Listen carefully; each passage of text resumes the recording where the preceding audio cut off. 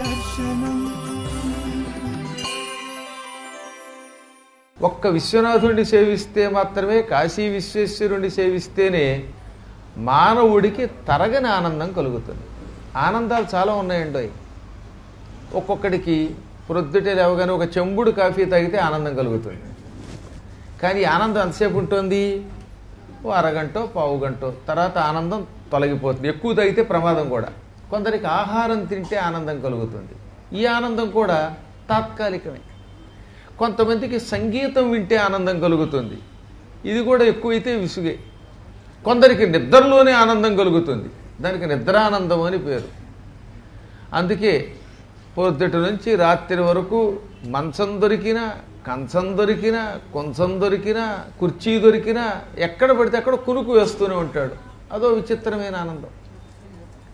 కొందరికి డబ్బును చూస్తే ఆనందం. వాడేం ఖర్చు పెట్టక్కర్లా. అలా కట్టలు బ్యాంకులో బ్యాలెన్స్ ఉంటే వాడు తినడు, ఇతరులకు ఇవ్వడు, చివరికి వచ్చే జనంలో పిశాచివి అక్కడికే వెళ్ళి అల్లాడిపోతాడు. కానీ డబ్బు పిచ్చి కనుక డబ్బు వల్ల వచ్చే ఆనందం కొంత. ఇవన్నీ విడిచిపెట్టి సర్వకాల సర్వావస్థలలో తనలో తాను రమించటానికి బ్రహ్మానందం అని పేరు. అది ఒక అద్భుతమైన ఆత్మానందం. దానికి నిర్వచనం చెప్పలేం. ఆ ఆనందం పొందడం ఏమిటో లోకానికి చెప్పడం కోసం ఆయన బ్రహ్మానంద తీర్థ అనే పేరుతో సన్యసించారు. ఈ ఆనందాన్ని వర్ణించగలమా? వర్ణించలేం. అందుకే కబీర్ దాస్ లాంటి వాళ్ళు కూడా జో గోంగాగుడు కాయికై కహై కౌను ముఖస్వాద్ అన్నాడు ఆయన. ఆత్మానందం అనిర్వచనీయమైనది. ఒక మూగవాడికి బెల్లం పెట్టారు. బెల్లం తిన్న తర్వాత ఈ బెల్లం రుచి ఎలా ఉందని అడిగితే వాడు ఏం చెప్పగలడు? పూర్వం దూరదర్శన్లో వచ్చేవి మధ్యాహ్నం పూట 2 గంటలకు ఆదివారం పూట అని ఇలా సైకిల్ చేస్తూ ఉంటే వెనక నుంచి దానికి భాష్యం చెప్పేవారు. ఆ భాష్యం ఏదో కొంతవరకే చెప్పగలరు కానీ సంపూర్ణంగా చెప్పలేరు. బెల్లం తిన్నప్పటికీ దాని రుచి మోగవాడు ఎలా చెప్పలేడో ఆత్మానందమును కూడా పొందవలసిందే తప్ప బయటికి చెప్పడానికి వీలు కానిది. ఒక్క మోగవాడే కాదండో, మీరు కూడా బెల్లం తిన్నారనుకుందాం. కాసేపు తిన్నాక ఎలా ఉందని అడిగితే ఏ అశోకునో లేకపోతే హరినాథ్ చౌదరినో అడిగితే బ్రహ్మాండంగా ఉందని అంటాడు. ఆ బ్రహ్మాండం అంటే ఏమిటి? ఒకసారి ఆలోచించండి. తియ్యగా ఉంది, బాగా ఉంది, అబ్బబ్బబ్బబ్బో అంటాడు కొంతమంది. అయితే ఈ మధ్యన ఒక కుర్రాడు దిగిలాడు. ఎలా ఉందంటే అబ్బా అబ్బా అంటాడు. ఆ అబ్బా ఏమిటో నాకు అర్థం కాదు ఎప్పుడు కూడా. అదో జబ్బో తెలియదు, డబ్బో తెలియదు. లేదా ఈ మధ్యన కొత్త పదం ప్రయోగించారు, భయంకరంగా ఉందండి. అది గురువుగారి ప్రవచనం ఏం భయంకరంగా చెప్పేశాడండి. అంటే ఆయన ఉద్దేశం బాగుందని, ఇంతకీ అది ఆ భయం కలిగించేదని కాదు. కాబట్టి మనం కూడా ఒక స్థాయి దాటితే మాట్లాడలేం. అందువల్ల ఎవరి ఆనందం వాళ్ళు పొందవలసిందే. ఆ ఆనందం ఆయన పొంది సన్యసించిన వెంటనే ఆలస్యం లేకుండా పరమపదించి కాశీ విశ్వేశ్వరుడి యొక్క అనుగ్రహం లోకానికి అందించాలనుకున్నారు. ఆయన అనుకున్నారనుకోండి, అనుకున్నంత మాత్రం చేత శిష్యులకు కూడా వారికి సేవ చేయాలనిపించాలి కదా. ఎవడు అదృష్టవంతుడు అంటే గొప్ప శిష్యుడు దొరికిన గురువే అదృష్టవంతుడు అండోయ్. ఈ మాట నేననలేసుమా. శ్రీకృష్ణుడు గురువు సాందీపని అన్నాడు. శిష్యులు గుణాఢ్యులైన విశేష స్థితి నొంది గురువు జీవిల్చును నిర్దూష్య గుణబల గరిష్ఠులు శిష్యులరై గురుని కోర్కె చేయందగదే. శిష్యులు గొప్పవాళ్ళైతే గురువు ఉత్తమ స్థానం పొందుతాడు.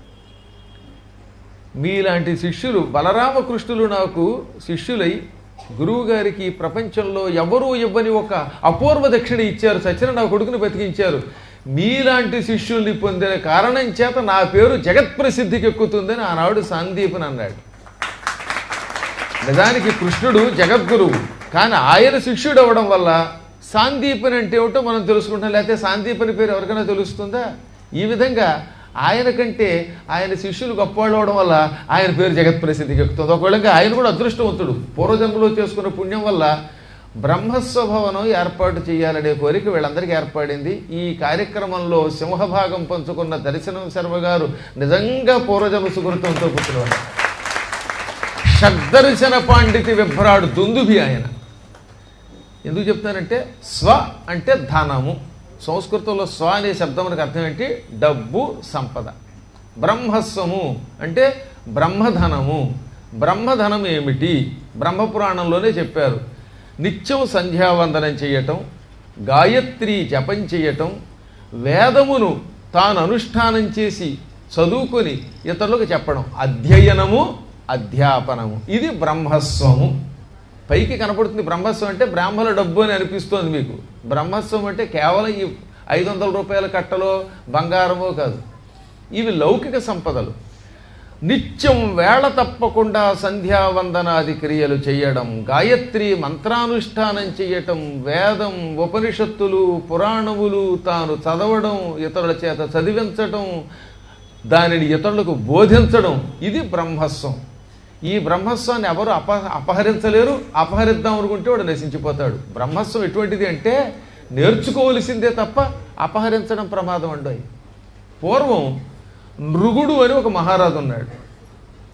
ఈ నృగ మహారాజు చరిత్ర శ్రీమద్ రామాయణంలో ఉత్తరకాండంలో ఉంటుంది, మళ్ళీ భాగవతంలో దశమ స్కంధంలో ఉంటుంది. ఒక రోజున శ్రీకృష్ణ పరమాత్మని పిల్లలంతా ఆటలాడుకుంటూ ఓ బంతి విసిరారు. అది బంగారపు బంతి. ఆ బంతి ఎగురొచ్చి పాడుబడిన నూతిలో పడింది. ఇదేమిటంటే ద్వారకానగరంలో కూడా పాడుబడిన నూతులు ఉంటాయా అని కొందరికి అనుమానం. ద్వారకానగరం కృష్ణుడు నిర్మించడానికి పూర్వమే, వైవస్వతమనువుకి పూర్వమే రైవత మనువు అని ఒక ఆయన ఉన్నాడు. ఆయన 5వ మనువు. ఆ 5వ మనువు కాలంలో కుశస్థలి అనే పేరుతో ప్రసిద్ధికెక్కిన పురం. ఆ తర్వాత రైవత మనువు తన కూతురు రేవతిని పట్టుకొచ్చి బలరాముడికి ఇచ్చి పెళ్లి చేశాడు. ఈ ఎప్పటికప్పుడు ప్రపంచ ప్రళయంలో సముద్రంలో కలిసిపోయింది అది. అయినా శిథిలాలు ఉండిపోయాయి. ఆ శిథిలాల మీదే కృష్ణుడు మళ్ళీ ద్వారకానగరం నిర్మాణం చేశాడు. అందువల్ల పాతకాలపు నుయ్యి అక్కడ ఉన్నది, ఆ నూతిలో పడింది బంతి.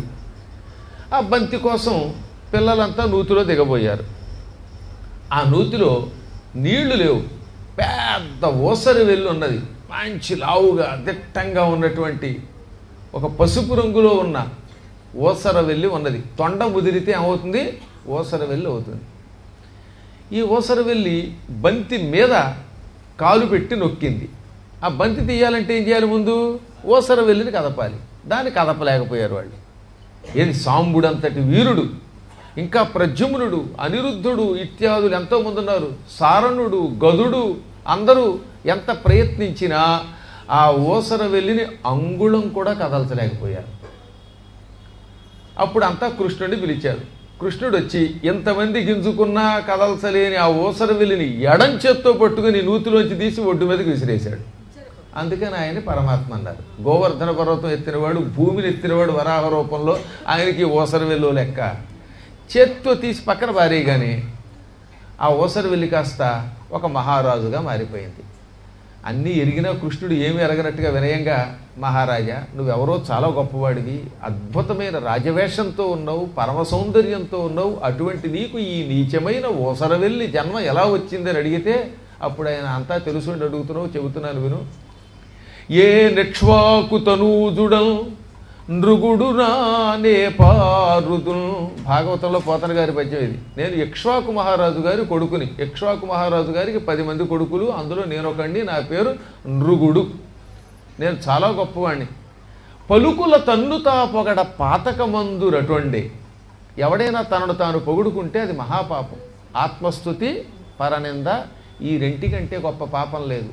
అయినా నేనంటే ఏమిటో మీకు చెప్పాలి కాబట్టి తప్పనిసరి నన్ను నేను పొగుడుకుంటున్నాను. ఒక్కొక్కప్పుడు తనను తాను పొగుడుకోవడం కూడా పుణ్యం ఏంటండో. మీరు ఉద్యోగానికి అప్లికేషన్ పెట్టినప్పుడు పద్మాకర్ గారు చెప్పారు, తనను తాను పొగుడుకుంటే పాపంట అనే ఉద్దేశంతో. అంటే వింటూ ఉంటారుగా, ఈ కౌస్తుభులు అంటే వాళ్ళు వింటారు.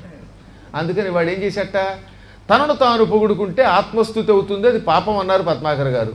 వాడు ఉద్యోగానికి అప్లికేషన్ పెట్టాలి. అందుకని ఏం చేశాడనమాట, అమెరికా కంపెనీకి లెటర్ రాశాడు. నేను చవటని, పనికి మాలిన వాడిని, అక్షరముక్క చదువుకోలేదు, సొంఠని, నాకు ఉద్యోగం ఇవ్వండి. ఇస్తారా? అప్పుడు ఏం చేయాలి? పద్మాకర్ గారు ఉద్యోగానికి అప్లికేషన్ పెడుతున్నప్పుడు నేను ఎంఏ గోల్డ్ మెడలిస్ట్ని, పిహెచ్డి చేశాను, నాకు ఈ అనుభవం ఉన్నది, నాకు సంస్కృతం వచ్చు, తెలుగు వచ్చు, హిందీ వచ్చు అని పొగుడుకుంటే ఉద్యోగం ఇస్తాడు. కానీ నేను సొంఠని, నేను చవటని, నాకేమీ రాదు, అయినా నాకు ఉద్యోగం అంటే ఎవడిస్తాడండి? అందువల్ల అప్పుడప్పుడు తన తాను పొగుడుకోవచ్చు. ఇప్పుడు తప్పనిసరి పొగుడుకుంటున్నాను విను. నేను చేసిన యజ్ఞములు 1, 2 ఎన్నో లెక్క పెట్టలేం. నక్షత్రాలు లెక్క పెట్టలేము ఆకాశంలో, అవి కూడా లెక్కెట్టచ్చు, కానీ నేను చేసిన దానములు లెక్క పెట్టలేము. వర్షాకాలంలో పైనుంచి కిందకి కురుస్తున్న వర్ష బిందువులు నీటి ధారలైనా లెక్క పెట్టవచ్చేమో, కానీ నేను చేసిన దానములు లెక్క పెట్టలేము. అన్ని యజ్ఞములు అన్ని దానములు చేశాను. ఇంకా గోదానములు అయితే లెక్కే లేదు. గోదానం చేసేటప్పుడు ఏం చేసేవట, ఆవు మీద ఒక అచ్చు పోసి అప్పుడు దానం చేసేవాడు. ఎందుకంటే మళ్ళీ ఆవు వెనక్కి రాకుండా ఉండడానికి, గుర్తు కోసం. ఒకసారి పొరపాటున ఓ బ్రాహ్మణోత్తముడికి ఒక ఆవు దానం చేశాడు. కానీ పొరపాటున స్టాంప్ వేయడం మర్చిపోయాడు. ఈ ఆవును ఆయన ఇంటికి పట్టుకెళ్ళి కట్టుకోగానే ఈ ఆవు కట్లు తెంచుకుని తిరిగి మహారాజు గారి మందలో కలిసిపోయింది. పాపం తెలియక మర్నాడు ఆయన ఇంకొకటికి దానం చేశాడు. ఈ రెండో వాడు ఈ గోవు తీసుకెడుతుంటే మొదటివాడు వచ్చి, ఈ గోవు నిన్న రాజుగారు నాకు దానం ఇచ్చారు, నా సొమ్మెత్తుకుపోతావా దొంగ పీరుగా అన్నట్ట. దాంతో వీడికి మండిపోయింది, నేను దొంగని కాను, రాజుగారే నాకు జలధారాపూర్వకంగా దానం చేశారు, ఇది నాదన్నాడు. దాంతో ఇద్దరికీ తగాదా పెరిగింది. అందువల్ల వాదోపాదాలు చేయకూడదు, వెనక ముందు చూడకుండా ఎవరిని దొంగ అనకూడదంటే. వాదున వచ్చునదే కీడు సుమ్ము వసుధను సుమతి. ఇద్దరూ కొట్టుకుని రాజుగారి దగ్గరికి వచ్చారు. మహారాజు గారికి విషయం అర్థమైపోయి పొరపాటున ఈ గోవుని ఆయనకి ఇస్తే అది వెనక్కి వస్తే తెలియక రెండో ఆయనకి ఇచ్చానండి అని ఆ రెండో ఆయనకి దండం పెట్టి, ఇది మొదట ఆయనకి ఇచ్చేద్దామండి, మీకు 100 గోవులు ఇస్తానన్నాడు. అంటే ఆయన ఉన్నాడు, నాకు పట్టుదల వచ్చిందండి, నాకు ఈ గోవే కావాలి, నువ్వు 100 కాదు 1000 ఇచ్చినా వద్దన్నాడు. పాప ఈ మొదట ఆయన అడిగాడు, ఆయనకి పట్టుదల వచ్చిందండి, మీరు 1,00,000 గోవులు ఇచ్చినా ఇదే నాకు కావాలన్నాడు. ఆయన ఎంత బతిమాలాడు, నా రాజ్యం ఇచ్చేస్తాను, ఆ గోవుని మాత్రం ఇద్దరు వదిలేయండన్నా మీకు పుణ్యం ఉంటుందన్న వినిపించుకోకుండా ఇద్దరు కూడా, ఈ గోవు నాకు దానం ఇచ్చావు, తిరిగి రెండో వాడికి ఇచ్చావు, ఈ పాపం అనుభవించని ఆయన వెళ్ళిపోయాడు, ఈ గోవు వెనక్కి తీసుకున్న పాపం నువ్వు అనుభవించని ఈ రెండో ఆయన అన్నాడు. పాపం చూసారా, తెలియక వచ్చింది అడ్డు తంట. ఆయన ఏ పాపం చేయలేదు, కర్మయోగం అలా ఉన్నది. చివరికి ఇద్దరికీ గోవు దానం ఇచ్చి వెనక్కి తీసుకున్న పాపం వచ్చింది దీనికి. ఏది, ఇన్ని గోవులు దానం చేసి ఇంత ధనం దానం చేసిన మహారాజు గారి కర్మ అలా కాలిపోయింది. ఆయనకి శరీరం విడిచిపెట్టాక యమధర్మరాజు గారు యమలోకానికి పట్టుకెళ్ళి, మహారాజా నీ పుణ్యం చాలా గొప్పది, కానీ బ్రహ్మస్వం అపహరించావు, ఆ పాపం అనుభవిస్తావా ముందు పుణ్యం అనుభవిస్తావా అంటే, పుణ్యం అనుభవించి పాపం అనుభవించడం కష్టం ఉండవు. ఎందుకని, ఎండలో మాడిపోయిన తర్వాత ఏసీ రూమ్లో పెడితే బాగుంటుంది, కానీ ఏసీ రూమ్లో 4-5 గంటల ఉన్న తర్వాత ఎండలో పడితే ప్రమాదం, అందువల్ల ముందు పాపమే అనుభవిస్తానన్నాడు. అయితే పో అని భూలోకానికి తోసేస్తే కృతయుగంలో పడిపోయిన ఆయన ద్వాపర యుగం దాకా తొండగా ఓసరవెల్లిగా ద్వారకానగరంలో నానాయాతన పడ్డట్ట పాపం. ఆ నరకయాతన అంతా ఇంత కాదు. శాప విముక్తి ఎలాగా అని అడిగితే, శ్రీకృష్ణ పరమాత్ముని కరస్పర్శ వల్ల హస్తస్పర్శ వల్ల తిరిగి నీకు నీ రూపం వస్తుంది అన్నాడు. కృష్ణ, ఎన్ని దానాలు చేశాను, ఎన్ని పుణ్యాలు చేశాను, తెలియక ఒక బ్రాహ్మడి సొమ్ము ఒక్క గోవు అపహరిస్తే ఇన్నేళ్లు నేను తొండ అయిపోయాను, అందువల్ల ఈ ప్రపంచంలో అన్నిటికంటే ప్రమాదం బ్రాహ్మడి సొమ్ము అపహరించటము అన్నాడు ఆయన. అక్కడ పోతన గారు అద్భుతమైన పద్యం రాశారు, విషము విషము బ్రహ్మస్వంబు విషము వినుమా. ఈ పద్యం అండర్లైన్ చేసుకోండి, ఇది పోతన గారి పద్యపాదం. విషము విషము బ్రహ్మస్వంబు విషమో వినుమ. విషం విషం కాదు, బ్రహ్మస్వం గొప్ప విషం. మామూలు విషం తాగితే, పాము విషం తాగితే తాగినవాడు ఒక్కడే వెంటనే చచ్చిపోతాడు. కానీ బ్రాహ్మణుడి సొమ్ము అన్యాయంగా అపహరిస్తే వాడి వంశాలు నాశనం అవుతాయి, ఇలా ఎన్ని జన్మలైనా ఎత్తుతూ ఉంటాడు. కాబట్టి అన్నిటికంటే ప్రమాదం బ్రహ్మస్వం. బ్రహ్మస్వం అపహరించకూడదు, బ్రాహ్మడికి ఇవ్వాలి తప్ప. ఇంత గొప్ప కథ భాగవతము రామాయణము రెండూ చెబుతున్నాయి. కాబట్టి ఎందుకు చెబుతున్నాను నేను, అత్యంత పవిత్రమైనది బ్రహ్మస్వం అంటే. బ్రహ్మస్వము అనగా ఇందాక చెప్పినట్టుగా వేదములు, పురాణములు, ఇతిహాసములు, ఈ సంధ్యావందనం, గాయత్రి మంత్రానుష్ఠానం మొదలైనవి, వీటి అనుష్ఠాన బలం వల్ల వచ్చేటటువంటి లౌకిక సంపద కూడా బ్రహ్మస్వమే. ఇది భూమి మీద కలకాలం ఉండాలి. దీన్ని ఎవరు అపహరించకూడదు. వీలుంటే అందులో చెయ్యాలి తప్ప మనం హ్యాండ్ ఇవ్వకూడదు, ఇంగ్లీష్ హ్యాండ్ ఇవ్వకూడదు, చేయూత ఇవ్వాలి తప్ప.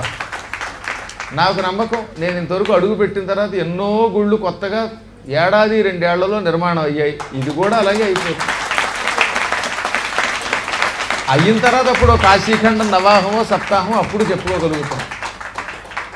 ఇది మామూలు క్షేత్రమా? ఒకప్పుడు ఈ చరాచర జగత్తులో ఏ నక్షత్రాలు లేవు, సూర్యుడు లేడు, చంద్రుడు లేడు, పంచభూతములు లేవు, కేవలం ఒక అవ్యక్త పరబ్రహ్మమే ఉన్నది. అంతటా వ్యాపించిన మహాచైతన్య స్వరూపం. ఆ చైతన్యమునే చిచ్చక్తి అన్నారు. అదే శివం అని పిలువబడింది. అలాంటి చైతన్య స్వరూపం ఒకప్పుడు ఒక రూపం ధరించాలి అనుకున్నది. వెంటనే తనకి తానే ఒక ఆకారం కలిగించుకుంది. ఆ ఆకారం తెల్లని పిండి వెన్నెల వలె ఉన్నది. ఆ ఆకారం పాదరసం కంటే తెల్లగా ఉన్నది, వెండి కంటే తెల్లగా ఉన్నది, పూర్ణిమ నాటి చంద్రుడి వెన్నెల కంటే తెల్లగా ఉన్నది. అంత తెల్లని ఆకారం వెంటనే ముందుగా ఒక అద్భుతమైన భూతాన్ని సృష్టించింది. ఆ భూతాన్ని ఒక శిరస్సుగా మార్చుకున్నది. మళ్ళీ ఇంకొక భూతాన్ని సృష్టించింది, దాన్ని రెండవ శిరస్సుగా మార్చుకున్నది. మూడవ భూతాన్ని సృష్టించింది, మూడవ తల ఏర్పాటు చేసుకున్నది. నాలుగవ భూతాన్ని సృష్టించింది, నాలుగవ తల ఏర్పాటు చేసుకున్నది. ఐదవ భూతాన్ని సృష్టించింది, ఐదవ శిరస్సు ఏర్పాటు చేసుకున్నది. ఆ విధంగా ఆ ఆకారం పంచముఖుడిగా మారిపోయింది. ఆ పంచముఖాలకి 5 పేర్లు పెట్టింది. నభము, మరుత్తు, శిఖి, వారి, జ్యా అని పేరు పెట్టింది. అందులో నభము అంటే ఆకాశము. ఈ నభములో ఉన్న నా అనే అక్షరం బయటికి తీసింది ఆ మహారూపం. రెండవది మరుత్తు అంటే వాయువు. నభము అంటే ఆకాశం, అందులో నకారం. మరుత్తులో ఉన్న మకారం పక్కన పెట్టింది. శిఖి అంటే అగ్ని అంటే భూమి, అందులో ఉన్న యకారాన్ని చివర పెట్టింది. అప్పుడు అది ఏమైంది? నమశివాయ. ఈ విధంగా ఆకాశము, వాయువు, అగ్ని, జలము, భూమి 5 భూతములను 5 శిరస్సులుగా చేసుకుని వాటిల్లో ఉన్న ముందక్షరాలన్నీ ఓ చోట కలిపి నమశివాయ అనే పంచాక్షరీ మంత్రమును ఏర్పాటు చేసి శివస్వరూపంగా మారిపోయింది. అది సృష్టి ఆరంభంలో శివరూపము, మొదటి శివరూపం అది. అందుకే ఆ మంత్రానికి ఉన్న శక్తి ఇంక దేనికి లేదు. ఇంత మంత్రము ప్రణవం నుంచి, ఓంకారం నుంచి వచ్చింది కనుక దాన్ని ముందు చేర్చారు. ఓం నమశివాయ అన్నారు. అందుకనే శివుడు పంచముఖుడు. ఈ 5 ముఖాలు 5 మహాభూతాలను సృష్టించిన ముఖాలు, పంచాక్షరీ మంత్రం ఇచ్చినటువంటి ముఖాలవి. వాటిల్లో ఒకటి సద్యోజాతము, రెండవది వామదేవము, మూడవది అఘోరము, నాలుగవది తత్పురుషము, 5వది ఈశానము అని పిలువబడింది. అందులో పడమరగా ఉండే ముఖాన్ని సద్యోజాతము అంటారు. ఉత్తరం వైపున్నటువంటి ముఖాన్ని వామదేవము అంటారు. దక్షిణం వైపున్న ముఖాన్ని అఘోరము అంటారు. తూర్పు కేసి తిరిగి చూస్తున్న ముఖాన్ని తత్పురుషము అంటారు. 5వ ముఖం ఆకాశాన్ని చూస్తుంది, అది ఈశానం అని పిలువబడుతుంది. అందుకే మీకు మహన్యాసం చేసేటప్పుడు స్తోత్రం ఉంటుంది. శాంతం పంచమమీశ్వరస్య వదనం ఖం వ్యాప్తి తేజోమయం. ఈశ్వరుడి 5వ ముఖం ఈశానం అని పిలువబడేది అత్యంత శాంతస్వరూపం. అది ఆ ముఖంతో ఎప్పుడు కోపగించడాయన వరాలు ఇస్తాడు తప్ప శాపాలు పెట్టాడు. ఆ ఈశ్వరుడి 5వ ముఖం ఆకాశమంతా వ్యాపించి పైకి చూస్తూ ఉంటుంది. ఈ 5 ముఖాలతో ఉన్న పరమాత్మునికి ఒక స్థానం కల్పించుకోవాలని కోరిక కలిగిందిట. అప్పటికి ఏ లోకాలు లేవు కదా.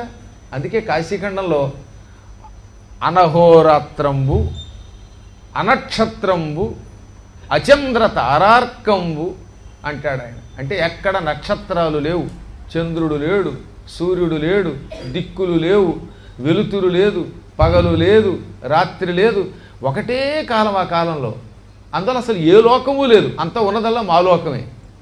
మా అంటే తెలుసుగా లక్ష్మి అని. చరాచర జగత్తంతా వ్యాపించిన లక్ష్మీ స్వరూపం తప్ప మరొక లోకమే లేదు. అటువంటి ఆయన ముందు తనకంటూ ఒక స్థానం కల్పించుకుని సృష్టి చేయాలనుకున్నాడు. వెంటనే తన మహాసంకల్పంతో ఒక అద్భుత లోకాన్ని సృష్టించాడు. అప్పటిదాకా చరాచర జగత్తంతా కటిక చీకటి తప్పేమీ లేదు. అంతా చీకటి చీకటి చీకటి, తమోగుణం. అటువంటి సమయంలో ఆయన సృష్టించుకున్న ఒక ప్రాంతం ధగ ధగ వెలిగింది. అందుకే దానికి కాశీ అని పేరు పెట్టారు. కాశ్రు దేప్తౌ. కాశ్రు అని ఒక ధాతు ఉన్నది. ధాతువు అంటే ఏమిటనమాట? క్రియలకి మూలమైన పదార్థం. ఇంగ్లీష్లో root form of the verb అంటారు. టు ఈట్ అనే పదం ఉందనుకోండి, అప్పుడు క్రమంగా ఏమవుతుంది? He eats. దే ఈట్ ఎలా మారుతుందో సంస్కృతంలో అద్భుతమైన వ్యాకరణం. ఈ బోడి దరిద్రపు ఇంగ్లీష్ కంటే సంస్కృత వ్యాకరణం చాలా గొప్పది. దానికి ఒక పద్ధతి ఉన్నది, దాంట్లో ప్రతి పదానికి నిర్వచనం ఉంటుంది. కాశ్రు అనగా ధాతువు. ఈ ధాతువునకు అర్థము దేప్తవు, ప్రకాశించుట యందు కాశ్రు వాడవలెను అని అర్థం. అది ఏమవుతుంది? కాశీ అయ్యింది. అనగా ఎప్పటికీ వెలుగునది, రాత్రి లేదు పగలు లేదు, ప్రపంచ ప్రళయకాలములో సమస్త లోకములు కాలి బూడిదైపోయినా కటిక చీకటి ఏర్పడినా అప్పుడు కూడా ధగధగ వెలుగుతుంది. అందుకని దీన్ని కాశీ అన్నారు. ఈ కాశీని ప్రళయంలో లోకాలన్నీ నాశనం అయిపోయినప్పుడు నాశనం కాకుండా ఉండడం కోసం శివుడు తన శూలాగ్రం మీద పడతాడు. అందుకే ఈ కాశీలో సంకల్పం చెప్పేటప్పుడు త్రికంటకాగ్ర స్థితే అని చెబుతున్నారు. శివుని త్రిశూల అగ్రభాగమునందు వెలుగునది అన్నమాట. ఇక్కడ మిగతా కాలాల్లాగా ఉత్తరాయణం దక్షిణాయనం లేదు, నిత్యం ఉత్తరాయణం. వేదవ్యాసుల వారు స్కంద పురాణంలో చెప్పిన మాట నేను చెప్పడం కాదు, కాశీఖండంలో పద్మపురాణంలో చెప్పారు. అసలు కాశీ మహిమ వచ్చిన చోటలా చెప్పేశారు. ఇక్కడెప్పుడూ నిత్యోత్తరాయణమే, నిత్యము శుభకాలమే. అందువల్ల ప్రత్యేకంగా మళ్ళీ శుభవాసరే శుభ నక్షత్రం చెప్పుకోకర్లేదు, ఎందుకంటే ఉన్నదే నిత్య శుభకాలం కనుక. అందుకే ఇక్కడ ఎప్పుడైనా సావచ్చు, ఎప్పుడైనా ఉండొచ్చు. మాసానాం నియమో నాత్ర దినానాం నియమోపినా సదా సేవ్యం సదా సేవ్యం కాశీవాసం బుధైః నరైః. ఈ మాసములోనే ఇక్కడ ఉండవలెను, లేక ఈ దినమే ఉండవలెను అనే నియమం లేదన్నాడండి ఆయన. మాసానాం నియమ హ న అత్ర అంటే మాసముల యొక్క నియమం లేదు. దినానాం నియమోపిన, ఏదో ఏకాదశో ఇంకో పర్వదినమో అనే భయం అక్కర్లేదు. నీకెప్పుడు తోస్తే అప్పుడు కాశీకి వెళ్ళిపో, నువ్వు వెళ్ళిందే పుణ్యకాలం. ఎల్లప్పుడూ సేవింపదగిన ఏకైక అద్భుతమైన నగరం కాశీ నగరం. అంటే అందులో ప్రత్యేకంగా కార్తీకంలోనే రావాలట, ఇంకో మాఘంలోనే రావాలట అనేది మీరు కల్పించుకున్న తప్ప కాశీఖండం అలా చెప్పలేదు. ఎల్లప్పుడూ కాశీలో ఉండు, నువ్వు ఎప్పుడుంటే అదే కార్తీకం, నువ్వు ఎప్పుడుంటే అదే మాఘమాసం, అదే పుణ్యకాలము అన్నారు. అంత గొప్ప కాలం ఇది, అపూర్వమైనది. ఇక్కడ ఎంతకాలం ఉండొచ్చు నీ ఇష్టం. దినమర్థం తదర్థం వా ముహూర్తం క్షణమేవవా. ఇంతకంటే ఇంకేముందండి. దినమర్థం, అయ్యా మేము రోజంతా ఉండలేమండి అంటే కనీసం పగలుండు, ఒక పగటిపూట కూడా ఉండలేమండి ఎందుకంటే మార్నింగ్ ఫ్లైట్కి హైదరాబాద్ నుంచి వచ్చేసాం, మళ్ళీ ఈవినింగ్ ఫ్లైట్కి వెళ్ళిపోవాలి అనే టైట్ షెడ్యూల్ ఉన్నవాడు వచ్చాడు అనుకుందాం. అటువంటి వాడు దినమర్థం అంటే పగటిలో సగం, పగలు 12 గంటలు ఉంటే 6 గంటలైనా ఉండన్నారు. 6 గంటలు కూడా ఉండలేనండి. అప్పుడేమన్నాడు? తదర్థం వా అంటే అందులో సగం 3 గంటలైనా ఉండు. అబ్బే 3 గంటలు నాకెక్కడ కుదురుతుందండి, గంటకి నాకు తంట, కడుపులో మంట, ఇక నా బతుకంతా డబ్బుల పంట అనుకున్నవాడు ఏమన్నాడు? మళ్ళీ ముహూర్తం, ఒక ముహూర్త కాలమైనా ఉండు. అబ్బే ముహూర్త కాలం కూడా ఉండలేనంటే క్షణమేవవా, ఒక క్షణకాలమైనా ఉండగలవా? క్షణమైన ఎక్కడ నివసిస్తే అదే నీకు 1,000,000 యజ్ఞముల ఫలితం ఇస్తుంది. కానీ ఉన్నంతసేపు భక్తితో ఉండన్నాడు. భక్తి అది మర్చిపోకూడదు మనం. నువ్వు ముహూర్తకాలమా క్షణకాలమా ఉన్నంతసేపు. ఈ లోపలికి రాగానే చెప్పులు బయట పెట్టాను, అక్కడేమో ఉన్నాయని కాలుతో గంటేస్తున్నాడు. ఒక చెప్పుకో చెప్పు దొరుకుతుందా, లేక ఎవడన్నా పట్టుకుపోతాడా? ఈ అనుమానం వచ్చిందా లేదా? నేను ఫలానా తోట రూమ్ తీసుకున్నాను, తాళం వేశానా లేదా? ఈ తాళం గురించి ఆలోచన వచ్చిస్తే ఇక కాశీవాస ఫలితం రాదు, పాతాళంలో పడిపోతావు. తాళం బదులు పాతాళమే. అదేమిటో తెలియదు, పరీక్షల్లో అలాగే వస్తుండే.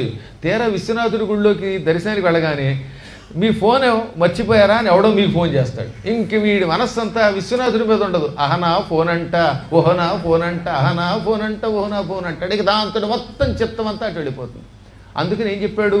అత్యంత భక్తితో శ్రద్ధతో క్షణకాలం ఉన్న ఫలితం పొందుతావు. ఇంతకీ భక్తి అంటే ఏమిటి? రోజు మీరందరూ మోక్ష సాధన సామగ్ర్యాం భక్తిరేవ గరీయసి అంటున్నారా? మోక్షమిచ్చే పదార్థాలలో భక్తి, జ్ఞానం, వైరాగ్యం, యోగం వీటిల్లో భక్తే గొప్పది. ఇంతకీ భక్తి అంటే ఏమిటి? స్వస్వరూపానుసంధానం భక్తిరిత్యభిధీయతే. భక్తి అంటే ఏదో ఊరికే దండం పెట్టేయడం, ఓ పువ్వు అక్కడ వారేయడం, గురువు గారు కనబడితే బలం గురువు ప్రవర్తతం అని గురువు గారిని కనీసం మాట్లాడకుండా కేవలం అరిచేస్తే అది భక్తి అవ్వదు. అది భక్తిలో ఒక పార్ట్ అంతే, ఒక భాగమే. స్వస్వరూపానుసంధానం భక్తిరిత్యభిధీయతే అని వివేక చూడామణిలో శంకరులు చెప్పిన శ్లోకం ఇది. ఇది శంకరాచార్యులు వారిది, ఆది శంకరాచార్యులు వారి వివేక చూడామణి శ్లోకం. అందులో ఏమని ఉంటుంది, తన ఆత్మలో తనను తాను అనుసంధానం చేసుకుంటే, తానెవరో తాను గ్రహిస్తే, నీవెవడవో నీవు గ్రహిస్తే అది భక్తి. ఇంతకని ఇప్పుడు అందరికీ తెలిసిందా మీ భక్తి అంటే ఏమిటో? మీరంటే ఏమిటో మీకు తెలిసిందనమాట. ఓహో, నా మనసులో ఈ కోరిక ఉన్నది, నన్ను నేను ఉద్ధరించుకోవాలి అనే ఊహ వస్తే, ఆత్మానందం పొందగలిగితే అప్పుడు వాడు బ్రహ్మానంద తీర్థ అవుతాడు. అది నిజమైన భక్తి. అటువంటి భక్తి కలిగి కాశీలో ఒక్క క్షణమున్న వాడు తనను తాను మర్చిపోయి కోటి యజ్ఞములు చేసిన ఫలితం పొందుతాడు. ఇంకా వేల సంవత్సరములు జీవించినటువంటి ఋషులు ఎలా ఉన్నారో ఆలోచించండి. అగస్త్యుడు ఇక్కడ తపస్సు చేశాడు. చాలామందికి ఒక విషయం చెప్పాలండి. అగస్త్యుడు ఒకప్పుడు, ఇప్పుడు మనం మణికర్ణికా ఘట్టం నుంచి దశాశ్వమేధ ఘట్టం వెడుతున్నటువంటి ఆ ప్రాంతం అంతా అగస్త్యుడి ఆశ్రమం. నేను చెప్పలేదు, కాశీఖండంలో చెప్పిన మాట. మణికర్ణిక నుంచి దశాశ్వమేధ ఘట్టం వరకు ఉన్న మొత్తం ప్రాంతం అంతా అగస్త్యుడి ఆశ్రమం. అప్పట్లో ఈ మెట్లు ఏమీ లేవు. శుభ్రంగా ఒడ్డు మీద అద్భుతమైన ఆశ్రమం కట్టుకుని మారేడు తోట ఏర్పాటు చేశాడు ఆయన. బిల్వవనం ఉన్న చోట శివుడు ఉంటాడు, బిల్వం ఉన్న చోట లక్ష్మి ఉంటుంది, బిల్వం ఉంటే సత్యనారాయణుడు ఉంటాడు. కాశీ అనేక విశేషాల నిలయం. మొట్టమొదటి సత్యనారాయణ వ్రతం సృష్టిలో జరిగింది కాశీలో. సరిగ్గా అన్నపూర్ణ భవనానికి ఎదురుగుండా చూడండి సత్యనారాయణ స్వామి ఉంటాడు, అక్కడే జరిగింది. ఈసారి ఇంటికి వెళ్ళాక సత్యనారాయణ వ్రత కథ మొదలెట్టండి. అందులో 2వ అధ్యాయంలో ఏమని ఉంటుంది, పూర్వం కాశీలో ఒక పేదవాడైన బ్రాహ్మణుడు ఉండెను. ఆయనకి స్వామివారు వృద్ధరూపంలో దర్శనమిచ్చాడు. కాబట్టి నారదునికి సత్యనారాయణ వ్రత విశేషాలు చెప్పిన జరిగింది కాశీలో. తెలియక సత్యనారాయణ వ్రతం నైమిషారణ్యంలో జరిగిందని ఎవడో చెప్పాడు ఈ మధ్యన. నైమిషారణ్యంలో కథలు విన్నారు తప్ప వ్రతం జరిగింది కాశీలోనే. కాబట్టి సత్యనారాయణ వ్రతం ఇక్కడే జరిగింది. లక్ష్మీదేవి ఇక్కడికి వచ్చి కూర్చుని బిందు మాధవుడు అనే పేరుతో ఉన్న స్వామివారి పక్కన కూర్చుని శివుడిని అర్చించింది. శివుడు, కేశవుడు అందరూ ఇక్కడే ఉన్నారు. శ్రీరాముడు కూడా ఇక్కడికి వచ్చాడు. గంగామాతకి సీతాదేవి కూడా పూజ చేసింది. అందుకే ఇక్కడ ఎవరన్నా చచ్చిపోతే రామునాము సత్యహై అంటారు తప్ప ఇంకో మాట మాట్లాడరు. కాబట్టి అందరి దేవతలకి ఇష్టమైంది ఇది. సత్యనారాయణ వ్రతం బిల్వవనం కింద చేస్తే ఎక్కువ ఫలితం ఎందులో ఉంటుంది. సత్యనారాయణ వ్రత కల్పంలో 5వ కథలో కొంతమంది గోపాలకులు మారేడు తోటలో అడవిలో ఈ వ్రతం చేశారు. అందువల్ల మారేడు చెట్ల కింద ఎందుకు చేశారు, మారేడు చెట్టు కింద చేసిన వ్రతం తొందరగా ఫలితం ఇస్తుంది కనుక. అలాగే లక్ష్మీదేవికి బిల్వనిలయ, భాస్కరి బిల్వనిలయ, అష్టోత్తర శతనామంలో బిల్వమే నివాసముగా కలిగినది అని ఆవిడకు ఒక పేరున్నది. ఆ విషయం మనం మర్చిపోతామేమోనని ఆది శంకరాచార్యులు వారు కనకధార స్తోత్రంలో బిల్వాటవీ మధ్యల సత్సరోజే సహస్రపత్రే సుఖ సన్నివిష్టామష్టాపదాంభోరుఖ పాణి పద్మాం సువర్ణవర్ణాం ప్రణమామి లక్ష్మీం అని స్తోత్రం చేశాడు. బిల్వాటవీ మధ్య, మారేడు తోటల మధ్యలో, 1000 రేకులు కలిగిన తామర పువ్వు మధ్యలో హాయిగా బంగారపు రంగులో ఉండే లక్ష్మీదేవి ఎప్పుడూ మాకు శుభం కలిగించుగాక అన్నాడు ఆయన. కాబట్టి అమ్మవారికి బిల్వం అంటే ఇష్టమే. ఇంకా ఈశ్వరుడు అంటేనే బిల్వస్వరూపం. ఆ త్రిదళాలు ఆయన త్రినేత్రాలు. అందువల్ల అగస్త్యుడు మారేడు తోట ఏర్పాటు చేశాడు, బాగా పెంచాడు, నీళ్లు పోసి పెంచాడు. ఆ మారేడు తోటలకి మల్లెతీగలు తగిలించాడు. మల్లెతీగలు కింద పాతితే ఈ మారేడు తోటను అలుముకున్నాయటవి. అక్కడ కూర్చునేవాడు ఆయన. కూర్చుని శివోదాత, శివోభోక్త, ఈ ప్రపంచమునకు ఇచ్చేవాడు ఎవడు? శివుడు. అనుభవించేవాడు శివుడే. అంటే దానం చేసేవాడు శివుడే, పుచ్చుకునేవాడు శివుడే. అన్నం వండేవాడు శివుడే, తినేవాడు శివుడే. ఆ శివుడు నేనే, శివోహం అన్నట్ట. ఇది కాశీఖండల శ్లోకంలో. దాన్ని శ్రీనాథుడు అనువాదం చేస్తూ శివుడే దాత, శివుండే భోక్త, శివుడే చేయుల్ మఖాదిక్రియల్, శివుడే సర్వము నే శివుండననుచుల్ చింతింపుచుల్ పాడుచుల్ భవ కాశీధవ నీలకంఠయనుచున్ భావింపుచున్ పాడుచున్. దేవతలంతా కాశీకి వచ్చారు. అక్కడ శివుడే దాత, శివుడే తినేవాడు, శివుడే యజ్ఞములు చేస్తున్నాడు, శివుడే సర్వము, నేనే శివుణ్ణి అంటే శివోహం అని పలుకుతున్న అగస్త్యుణ్ణి దేవతలు చూచినట్టుగా కాశీఖండంలో ఉన్నది. అంతటి గొప్పవాడు ఆయన. ఆయన పెళ్లికి ముందు నుంచి కూడా ఇక్కడే తపస్సు చేశాడు. పెళ్లి కూడా ఆయన కాశీలో ఆయన అయ్యింది. బ్రహ్మచారిగా ఉన్నప్పుడు తోట నాటి ఆయన తపస్సు చేశాడు. అప్పుడు ఆయనకి ఎదురుగుండా అంటే కాశీకి అవతల, ఇప్పుడు కాశీరాజు గారి కోట ఉన్నదే, అక్కడ వశిష్ఠ మహర్షి ఉండేవాడు. ఉండోయి వశిష్ఠ మహర్షి అరుంధతి సమేతంగా అక్కడ తపస్సు చేశాడు. యువతల ఒడ్డునేమో అగస్త్యుడు, ఆవలి ఒడ్డున అరుంధతి వశిష్ఠులు ఉన్నారు. అరుంధతి ఒక రోజున విశ్వనాథ దర్శనానికి వెడుతూ మణికర్ణికా ఘట్ట ప్రాంతంలో ఉన్నటువంటి తోటలో కళ్ళు మూసుకుని మౌనముగా పంచాక్షరీ జపం చేస్తున్న నిరాహార దీక్షతో ఉన్న అగస్త్యుడిని చూచింది. అగస్త్యుడంటే ఆవిడికి చాలా అభిమానం. ఆయన్ని సొంత అన్నగారి కంటే ఎక్కువగా బాగా చూసేది ఆవిడ. వెంటనే శివదర్శనం అయ్యాక వశిష్ఠుడి దగ్గరకు వచ్చి, స్వామి మీరు చూస్తూనే ఉన్నారు కదా, అగస్త్య మహర్షి నిరాహార దీక్షతో కఠోర దీక్షతో తపస్సు చేస్తున్నాడు, అన్నం తినడం లేదు, చేతిలో ఏదైనా తనంత తాను ఆకో పండో పడితే అది మాత్రమే తింటున్నాడు. అందువల్ల నాకు ఆయన మీద అభిమానం కలిగింది. మీరు అంటే రోజు ఆయన కోసం ఆహారం వండి అక్కడికి తీసుకెళ్ళి వడ్డిస్తాను అన్నది. అంతకంటే అదృష్టం ఉన్నది. అగస్త్యుడి లాంటి మహానుభావుడికి అన్నం పెట్టామంటే శివుడికి పెట్టినట్టే, ఆయన తింటే శివుడు తిన్నట్టే, అగస్త్యుడు మరొక శివుడే, అలాగే చెయ్యన్నాడు వశిష్ఠుడు. ఇక ఆ రోజు నుంచి రోజు ఆవిడ ప్రొద్దుటే వంట చేసి ఆ వంట పట్టుకొచ్చి పడవ ఎక్కి ఉతల ఒడ్డుకు వచ్చేది. ఆవిడకి ఎన్ని మహిమలు ఉన్నా ఆ మహిమలు వాడేది కాదు. ఓ పడవ మాట్లాడుకుని దాంట్లో ఆహార పదార్థాలు పెట్టుకుని యువతల ఒడ్డుకొచ్చి శివుడికి నైవేద్యం పెట్టి శివదర్శనం అయ్యాక అది పట్టుకొచ్చి అగస్త్యునికి పెట్టేది. ఓ పెద్ద ఆకు వేసి అందులో రకరకాల పిండి వంటలు పెడుతూ ఉంటే శుభ్రంగా తినేవాడు ఆయన. ఆ తర్వాత తిరిగి మళ్ళీ భర్త దగ్గరకు వచ్చేసేది. ఇలా 1 సంవత్సర కాలం అగస్త్యునికి ఆవిడ భోజనం పెట్టింది. ఇలా ఉండగా ఒకసారి భాద్రపద మాసంలో గంగా నదికి వరద వచ్చింది. గంగా నదికి వరద వస్తే ఎలా ఉంటుందో మీకు తెలుసున్నదే. అప్పుడు కనుక ఈత కలిగితే అప్పుడు వాడు గొప్పవాడు, వాడు గజి ఈతగాడు. అంతేగాని ఇప్పుడు అంతా గజి ఈతగాడే, ఒక గజం ఇస్తారు. ఆ గంగా నదికి ఆ సమయంలో అతి భయంకరంగా ఉంటుంది జల ప్రవాహం. అందుకే గంగవెర్రులు అన్నారు దాన్ని. మనందరం ఇదివరకు చూసిన వాళ్ళమే కదా, ఆ ఒడ్డు మీద ఉన్న మెట్టు మీద ఇన్ని నీళ్లు పోసుకుపోవాలి. అటువంటి భయంకరమైన వరద రాగానే వశిష్ఠుడి దగ్గరికి వెళ్ళింది అమ్మవారు అరుంధతి. ఏమండి, రోజు పడవ ఎక్కి ఆవలి ఒడ్డుకు వెళ్ళి అగస్త్యునికి అన్నం పెట్టేదాన్ని, ఈ పూట గంగానది ఉధృతంగా ప్రవహిస్తోంది, ఆవలి ఒడ్డుకి ఎలా వెళ్ళాలి, ఆయనకి అన్నం ఎలా పెట్టాలి అనగానే ఆయన అరుంధతి కేసి చూసి, బ్రహ్మచారి అయిన వశిష్ఠుడి దగ్గర నుంచి వస్తున్నాను గంగా, దారెమ్మని అడుగు అన్నాడు. వెంటనే ఆవిడ భర్తకే సెగాదిగా చూసింది. ఎందుకో తర్వాత చెప్పుకుందాం. సరే, భర్త గారు చెప్పారు కదా, అందుకని గంగా అన్న దగ్గరకు వచ్చింది. గంగామాత నీకు ప్రణామం, బ్రహ్మచారి అస్ఖలిత బ్రహ్మచారి అయిన వశిష్ఠుని దగ్గర నుంచి వచ్చాను, దారిస్తావా అనగానే వెంటనే గంగ 2గా చీలి దారిచ్చిందండో. ఇలా 2గా చీలిపోయిందిట. చాలా అరుదుగా అలా చీలి దారిస్తుంది. తర్వాత కృష్ణావతారంలో కృష్ణుడికి యమున అలా చీలి దారిచ్చింది. ఇప్పుడు గంగ దారివగానే ఆవిడ ఆ మధ్యలోంచి యువతల ఒడ్డుకు నడిచి వచ్చింది. అలా గంగ దారిస్తే మనకి బోటు ఖర్చులు తగ్గిపోతాయి. వాడు మనం ఇక్కడికి వెళ్ళగానే ఇక్కడ బాగా లేదు బోటు, ఇప్పుడు వీళ్ళు తెలుగు నేర్చారు, పడవ కావాలా మీకు, పడవ కావాలా అంటాడు వాడు మనకంటే బాగా మాడతారు. ఇక ఎక్కడ చూసే తెలుగు వాళ్ళే.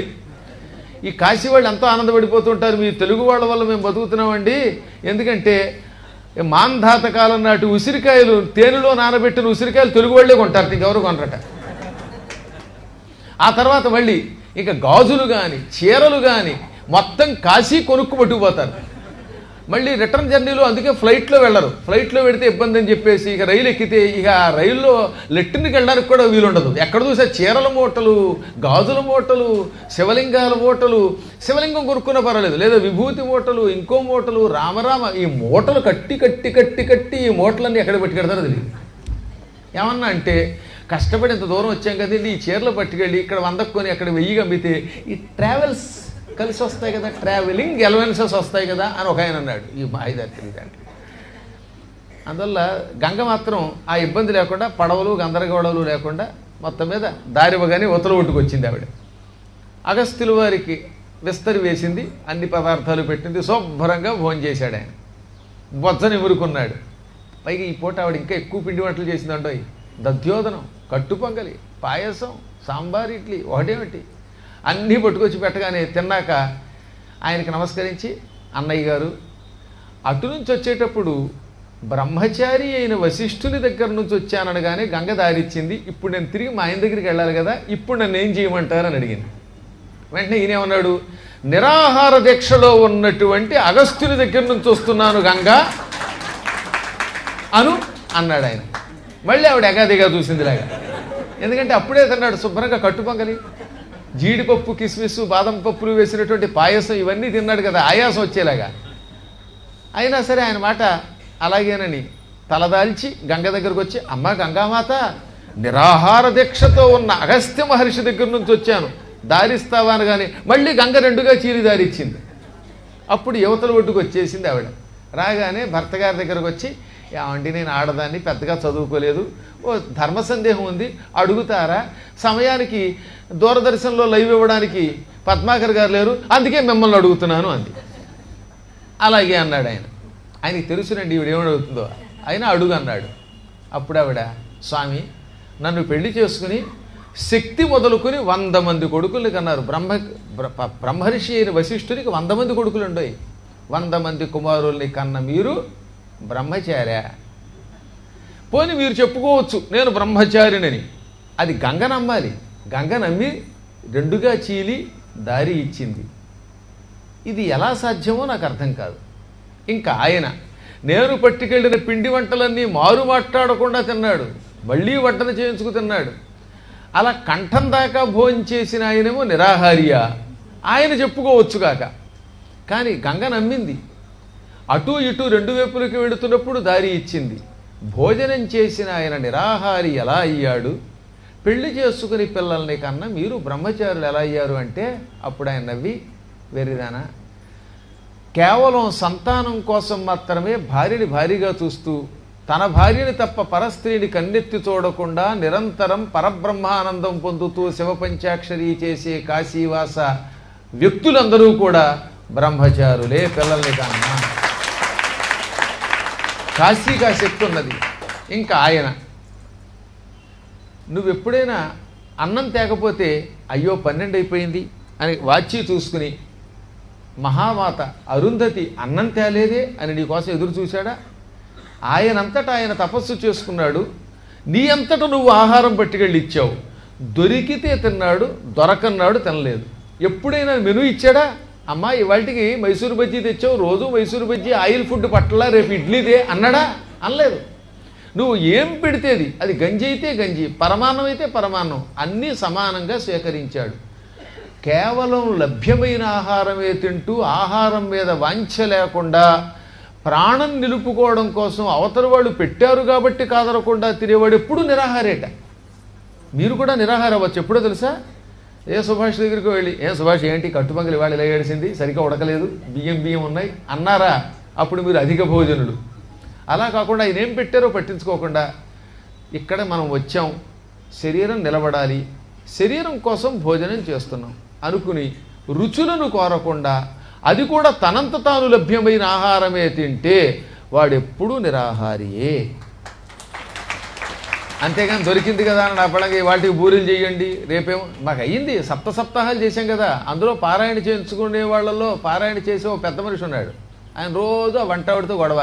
ఎప్పుడు ఇడ్లీ ఏమిటమ్మా, ఒక పూట అప్పుడప్పుడు ఉప్మా, ఆ ఉప్మాలో ఆ అల్లం ముక్కలు, జీడిపప్పులు ఇవన్నీ వేసి మంచి కారం తగిలిస్తే నాలికి ఎంత బాగుంటుందో అంటే వాడు భాగవత సప్తాహానికి ఎందుకు పనికి వస్తాడు? భాగవత సప్తాహానికి ఎన్ని నియమాలు ఉన్నాయో తెలిసినా, ఉప్పు వేసినా వెయ్యకపోయినా, కారం ఎక్కువైపోయినా తక్కువైపోయినా, ఉడికినా ఉడకపోయినా ఈ ఆహార పదార్థమే భగవత్ స్వరూపము, ఇదే భాగవతం అనుకుని అది తినవలసింది ఆ 7 రోజులు. మళ్ళీ ఇంకే కోరిక కోరకూడదు. ఈ కోరికలతో ఇన్ని రకాలు తింటూ నాకు మంచం కావాలి, నాకు కంచం కావాలి, కొంచెంతో డబ్బు కావాలనుకున్నటువంటి వాడు భాగవత సప్తాహానికి అనర్హుడు పొమ్మన్నారు. తీవ్ర వైరాగ్య నిసర్గ నిష్ఠుడైనటువంటి వాడు మాత్రమే దానికి పనికొస్తాడు. అగస్త్యుడు అంత కఠోర నియమంతో ఉండేవాట. ఏదో అరుంధతి ఇచ్చింది కాబట్టి తిన్నాడు ఆయన. అందుకే భాగవతంలో ఒక అద్భుతమైన మాహాత్మ్య శ్లోకం ఉన్నది. కలియుగంలో భాగవతం చెప్పడానికి ఎవరర్హులు అంటే, ఎవడైనా తనంతా తాను పట్టుకొచ్చి చేతికిస్తే నేను ఎవ్వరి దగ్గర రూపాయి పుచ్చుకోను అని తిరస్కరిస్తే వాడు అహంకారి అవుతాట.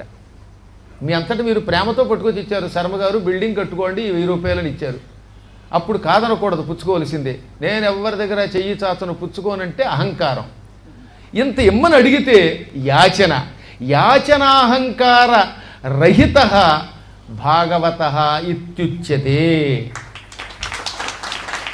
యాచన చెయ్యకూడదు, ఇస్తే కాదనకూడదు. ఇది ఎంత కష్టం అండి. కత్తిమీద స్వామి కదా. కలియుగంలో అయితే ఏమండో నా పురాణానికి ఎంత ఇవ్వండి అని అడుగుతాడు, లేదా నాకు ఇది కావాలని అడుగుతున్నాడు మొహమాట లేకుండా. అడిగితే అది యాచన, వాడు పనికిరాట. పోనీ ఎవడన్నా ప్రేమతో పట్టుకొస్తే ఏమండి నేను చచ్చినా పుచ్చుకోను అని అన్నాడు అనుకోండి స్టేజీ మీద, అది అహంకారం. ఈ ఇద్దరూ పనికిరారు. అందువల్లే సాధన చాలా కష్టం. ఈ రెండింటికి అతీతుడు అగస్త్యుడు, అందుకని నిరాహారయ్యాడు అనగానే అప్పుడు ఆవిడకి అర్థమయ్యింది.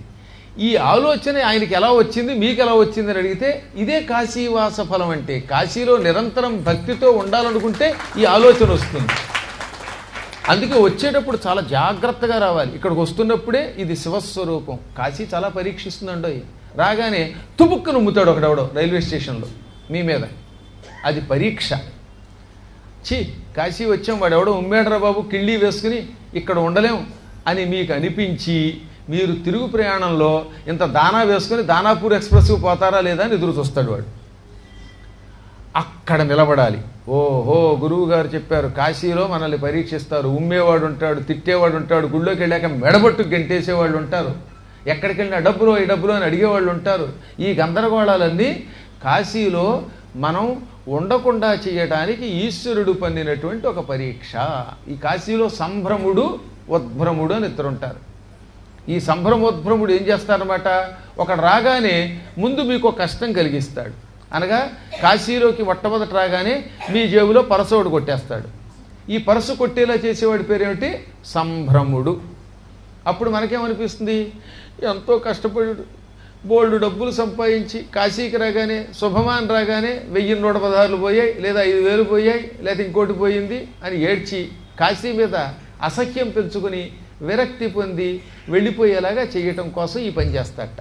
అప్పుడు నిలదొక్కుకోవాలి. శివుడే దాత, శివుడే భోక్త. ఇదివరకు ఈ పరిశిచ్చిన వాడు శివుడు, ఇప్పుడు పట్టుకుపోయింది కూడా శివుడే. అందుకే శివుడికి తస్కరాణం పతయే నమః, తస్కరాణం పతయే నమః. దొంగలకు కూడా నాయకుడు ఆయనే. ఆయనే దొంగ, ఆయనే దొంగ నాయకుడు, ఆయనే సమస్తం అనుకో. అలా ధైర్యంతో నువ్వు పరుసుపోయినా సరే, మెడలో గొలుసుపోయినా సరే, నా పులుసుపోయినా సరే ఇక్కడే ఉంటాను ప్రాణం పోయేదాకా అనుకుంటే టక్కన ఉద్భ్రముడు ఏం చేస్తాడు, మనకి మళ్ళీ సాయం చేస్తాడు. దానికి ఉదాహరణ చెబుతాను. నేను చాలాసార్లు వచ్చాను. 98లో 98 అప్పటికి పెద్దమ్మాయి పుట్టింది, ఇంకా చిన్నమ్మాయి పుట్టలేదు. మేము కాశీ వచ్చాం. 500 మందితో బాలకృష్ణ గారు అప్పుడు ఇక్కడికి యాత్రకు తీసుకొచ్చారు. తీరా గుళ్ళోకి వెళ్ళగానే అప్పుడు లాల్చీ కూడా వేసుకున్నాను, ఏదో కారణం చేత పొరపాటున. ఆ లాల్చీ జేబులో చెయ్యట్టేవాడో కరెక్ట్గా 116 పట్టుకెళ్ళాడు, ఇంక ఎక్కువ పట్టుకెళ్ళలేదు. 116 పోగానే పక్కవాడేవాడో పక్కనవి గురువు గారి జేబులోంచి డబ్బులు కొట్టేశారంటే ఆ డబ్బులు ఎటువంటివో అన్నాడు. నవ్వాను నేను. మరి పిచ్చివాళ్ళలారా, ఇక్కడ ఇలాంటి పరీక్షలు ఉంటాయిరా. ఈ భగవంతుడే ఆ 116 పట్టుకుపోయాడు. ఈ 116 శివుడు ఇచ్చాడు, శివుడే పట్టుకెళ్ళాడు అనే నమ్మకంతో ఉండండి, ఎంత లాభమో మీకు చెబుతానని అన్నాను. కావాలని అవతలవాడికి అర్థం అవ్వాలి, అందుకని ఆ మాట అన్నాను. ఆ తర్వాత మేమంతా ప్రయాగ వెళ్ళాం. దాదాపు 10 బస్సులు. ఆ ప్రయాగ వెళ్ళగానే ఎవరో తెలియదు ఒక ఆవిడ నా చేతికి ఎప్పుడు ఉంగరం ఉండదు చూసారా, ఇప్పుడు కూడా ఎవరో పట్టుకొచ్చి ఇచ్చారు ఇందాక. సాధారణంగా బంగారం ధరించడం అస్సలు ఇష్టం ఉండదు, ఈ తాత్కాలికంగా ధరించవలసి వచ్చింది అనుకోండి. అలాగే ఒక ఆవిడ ఎవరో తెలియదండి ప్రయాగలో, నాకు సంకల్పం చెప్పండి అన్నది. కొంచెం జాగ్రత్తగా వినండి. ఆ సమయం అది దీపావళికి ముందు వచ్చాం. ఎప్పుడు 98 దీపావళి ఒకసారి మీరు గుర్తుపెట్టుకోండి. ఆ దీపావళికి ఒక 4 రోజుల ముందు ఎంత వరదో అంత ఉధృతంగా ఉంది నీరు. ఆ సంగమం కూడా గంగా ప్రయాగ సంగమంలో పరవళ్ళు తొక్కుకుంటూ వెళ్ళిపోతున్న యమునా గంగా కూడా. అక్కడ స్నానానికి వెడుతూ ఉంటే ఒక ఆవిడ ఇంచుమించుకు ఒక 25-30 ఏళ్ళు ఉంటాయి. ఎందుకో తెలియదు, ఆవిడ చూడగానే నమస్కరించాలనిపించిందండి. సాధారణంగా గురువులు తొందరపడి ఎవరికి పడితే వాళ్ళకి నమస్కరించకూడదు కదా, ఒక నియమం ఉన్నది. కానీ ఆవిడకి నమస్కరించాలనిపించింది. ఆవిడంది ఆ గురుజీ, ఆవిడ హిందీ ఆవిడ, ముझे ఆశీర్వాద్ దే దీజియే అంది. సంకల్ప బతాయి అంది ఆవిడ. ఇక్కడ అంతమంది హిందీ పురోహితులు ఉంటే నన్ను చెప్పమంది. సంకల్పం చెప్పాను. ఆవిడ పక్కన ఉన్నానండి. ఆవిడ 5 నిమిషాలు ఉంది పక్కన. 5 నిమిషాల్లో హిమాలయ పర్వతాలలో సౌగంధిక పుష్పాల నుంచి వచ్చే సువాసన వచ్చింది. ఈసారి ఎప్పుడన్నా బదరీ పెడుతున్నప్పుడు గంధమాదన పర్వతం అని ఉంటుంది. అక్కడ ఆంజనేయుడి విగ్రహం కూడా ఉంది కదా, అదే గంధమాదన పర్వతం. ఆంజనేయుడి దగ్గర ఆగారు మీరంతా ఇదివరకు నాతో వచ్చిన వాళ్ళు. దానికి ఎదురుగుండా ఉన్న నిటారుగా ఎక్కడానికి కష్టంగా ఉన్న పర్వతాలు గంధమాదన పర్వతాలు. ఆ పర్వతాలపైన సౌగంధిక పుష్పాలు ఉంటాయి. ఆ పువ్వుల నుంచి వచ్చే సువాసన దేంతో పోల్చలేము. అదొక అపూర్వమైన వాసన. స్వర్గగ్ని జాతి స్త్రీలను పిలువబడతారు. అటువంటి వాళ్ళ నుంచి వచ్చే సువాసన, ఆ పరిమళం ఆశ్చర్యం కలిగించింది. అత్యంత పవిత్రమైన సువాసన. ఆవిడికి సంకల్పం చెప్పగానే ఒక ఉంగరం నా వేలుగు తొడిగింది. ఏదో అనబోతున్నాను, ఆవిడ కనపడలేదు. మళ్ళీ కనపడలేదు, ఆవిడ మాయమైపోయింది. అంత అపూర్వ సౌందర్య రాశి, అటువంటి సువాసనతో కూడిన ఆవిడ. బంగారం లాంటి ఉంగరం, వాడి మామూలు ఉంగరం కదా. ఆ బంగారం కూడా మన వాళ్ళు అన్నారు ఇలాంటి క్యారెట్లు ఉన్న బంగారం మేము చూడలేదని. ఆ తర్వాత ఆ ఉంగరాన్ని మా అమ్మవారి కవచానికి వాడాం. ఇక్కడే ఉంటుంది అమ్మవారి కవచం, వీలుంటే చూడండి. ఆ ఫోన్లో స్టార్టింగ్లో ఉంటుంది, ఒకసారి చూపించినాయనండు. అది ఈ కవచానికి ఆ ఉంగరాన్ని వాడాను. మీరు చెబితే నమ్మరు, టక్కున మాయమైపోయింది. ఆవిడ ఎవరై ఉంటుంది? జగదంబ. ఆ అమ్మవారు ఆ రూపంలో, బాలా రూపంలో, ఆ దూర రూపంలో దర్శనం ఇచ్చింది. పోయింది 116. అది శివుడే పట్టుకెళ్ళాడంటే శివవామాంక స్థిత అయిన జగన్మాత ఇచ్చి వెళ్ళింది. అందుకే ఆవిడకి నమస్కారం చేయాలనిపించింది. కాశీలో మనకి తెలియకుండానే నమస్కారం చేస్తూ ఉండే కొంతమంది కనపడితే అలా ఎంతోమంది ఇక్కడ తిరుగుతూనే ఉంటారు. వేదవ్యాసుల వారు ఇక్కడికి 10,000 మంది శిష్యులతో వచ్చాడు. ఆయనకు అన్నం దొరకలేదు. అన్నం దొరకని సమయంలో, నానాయాత్ర పడుతున్న సమయంలో ఒక ఆవిడ పిలిచింది. అప్పుడు అంటాడు శ్రీనాథుడు, ఏది దక్షారామ భీమేశ్వర మహిమకు చెప్పేటటువంటి భీమఖండంలో, డాయబోయి అప్పుడాయమ్మ ఎవ్వరో ఏది కులమునదియో ఎరుగకయును ఏ జొహారు నిడితి హృదయం బనేరుచు ఎదిరి ప్రాభవంబు నేర్పరింప. దగ్గరకు వెళ్ళి ఆవిడ ఎవరు, ఏమిటి, ఏ కులం, ఇది తెలుసుకోకుండానే 2 చేతులు జోడించి నమస్కారం చేశాను. కారణం నా మనస్సే చెప్పింది ఆవిడెంతో గొప్పదని. అంటే హృదయానికి తెలుస్తుంది అమ్మవారి గొప్పతనం. అందుకే ఇక్కడ ఎంతోమంది మహానుభావులు, సాధువులు ఉన్నారు. ఇందాక శర్మగారు చెప్పారే ఇక్కడ నిరతాన్నదానం జరిగింది పుష్కరాల్లో అని. అది శివుడికి చాలా ఇష్టమైనది.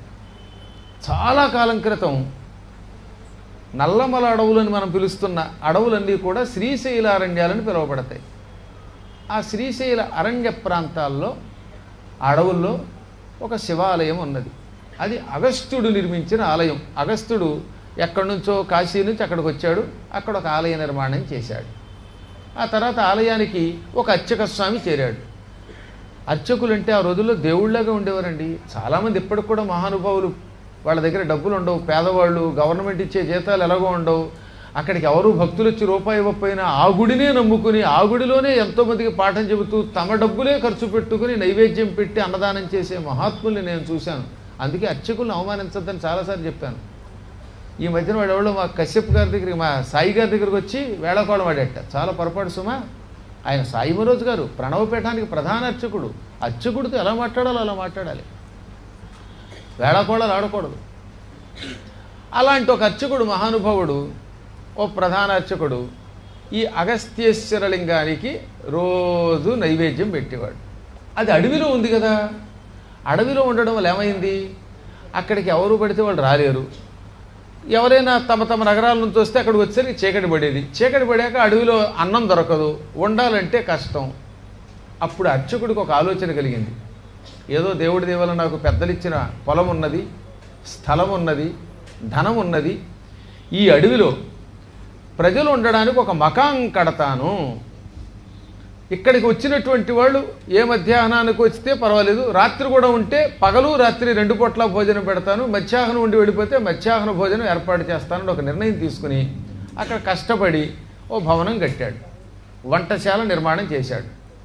వంటశాల నిర్మాణం చేయటం పర్వాలేదు కానీ వంట చేసేవాడు కావద్దు. ఇప్పుడు చాలా చోట్ల అన్నసత్రాలకి పెద్ద సమస్య తెలుసా అండి, వంటవాడు దొరకడు. చాలా పెద్ద సమస్య. వంటవాడు ఒకడు, అర్చకుడు ఒకడు దొరకడం అది తేలిక కాదు.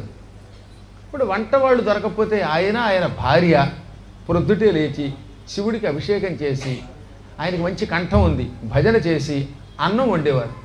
ఎంతమంది వచ్చినా ఈ భార్యాభర్తలే అన్నం వండి పెట్టేవారట. అది చాలా కష్టం అండి బాబు.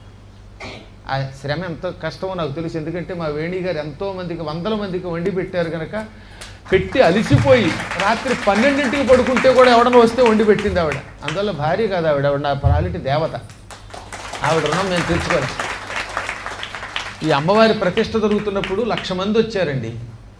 మధ్యాహ్నం వంటవాళ్ళు వెళ్ళిపోయారు. ఈ మధ్యాహ్నంతో వెళ్ళిపోతారు, అదే వంటవాళ్ళు. ఈసారి చెప్పండి ఆ సుభాష్ గారు, ఆయన ఎప్పుడు మధ్యాహ్నం వెళ్ళిపోతున్నావు, రాత్రి వస్తున్నారు జనాలు, చాలా ఇబ్బంది పడుతున్నారు, ఆఖరోజు అనద్దారు.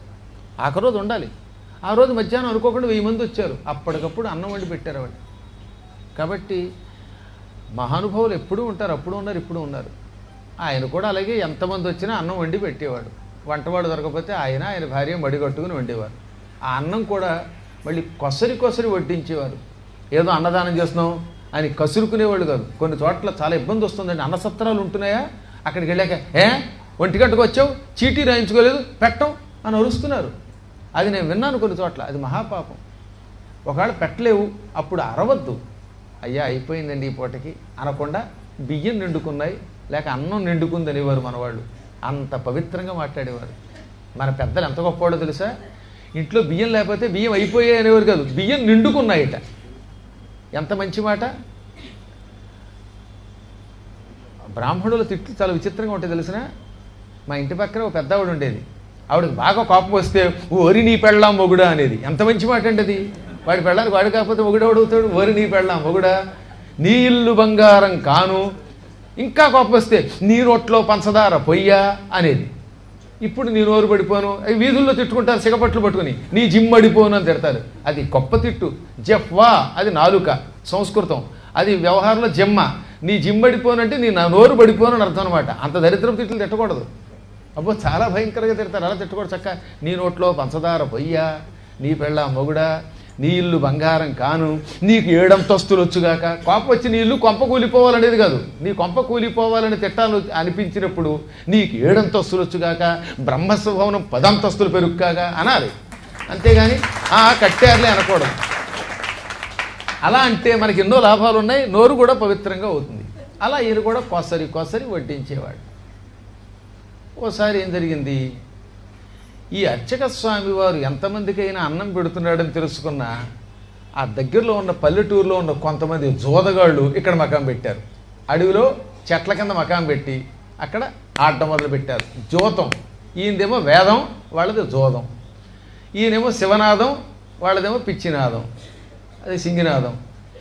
ఇక్కడ శుభ్రంగా మధ్యాహ్నం భోజనం చేయటం, ఏది శివుడికో దండం పెట్టేసుకుని భోజనం చేసి అక్కడ ఆడుకోవడం మొదలెట్టారు.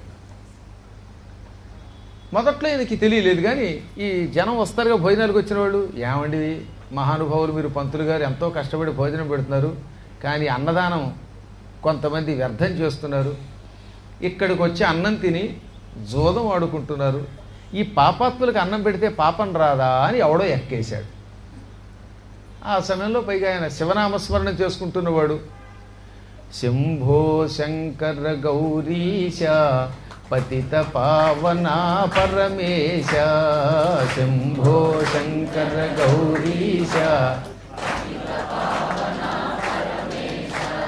నిత్య తేజోమయా దేవా, నిత్య తేజోమయా దేవా, మృత్యుంజయా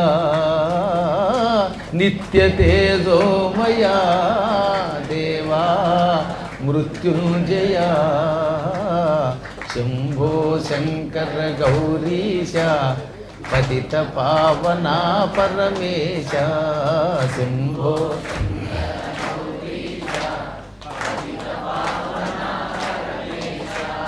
శివపద సేవే పరమార్థం భవపద స్మరణే చరితార్థం.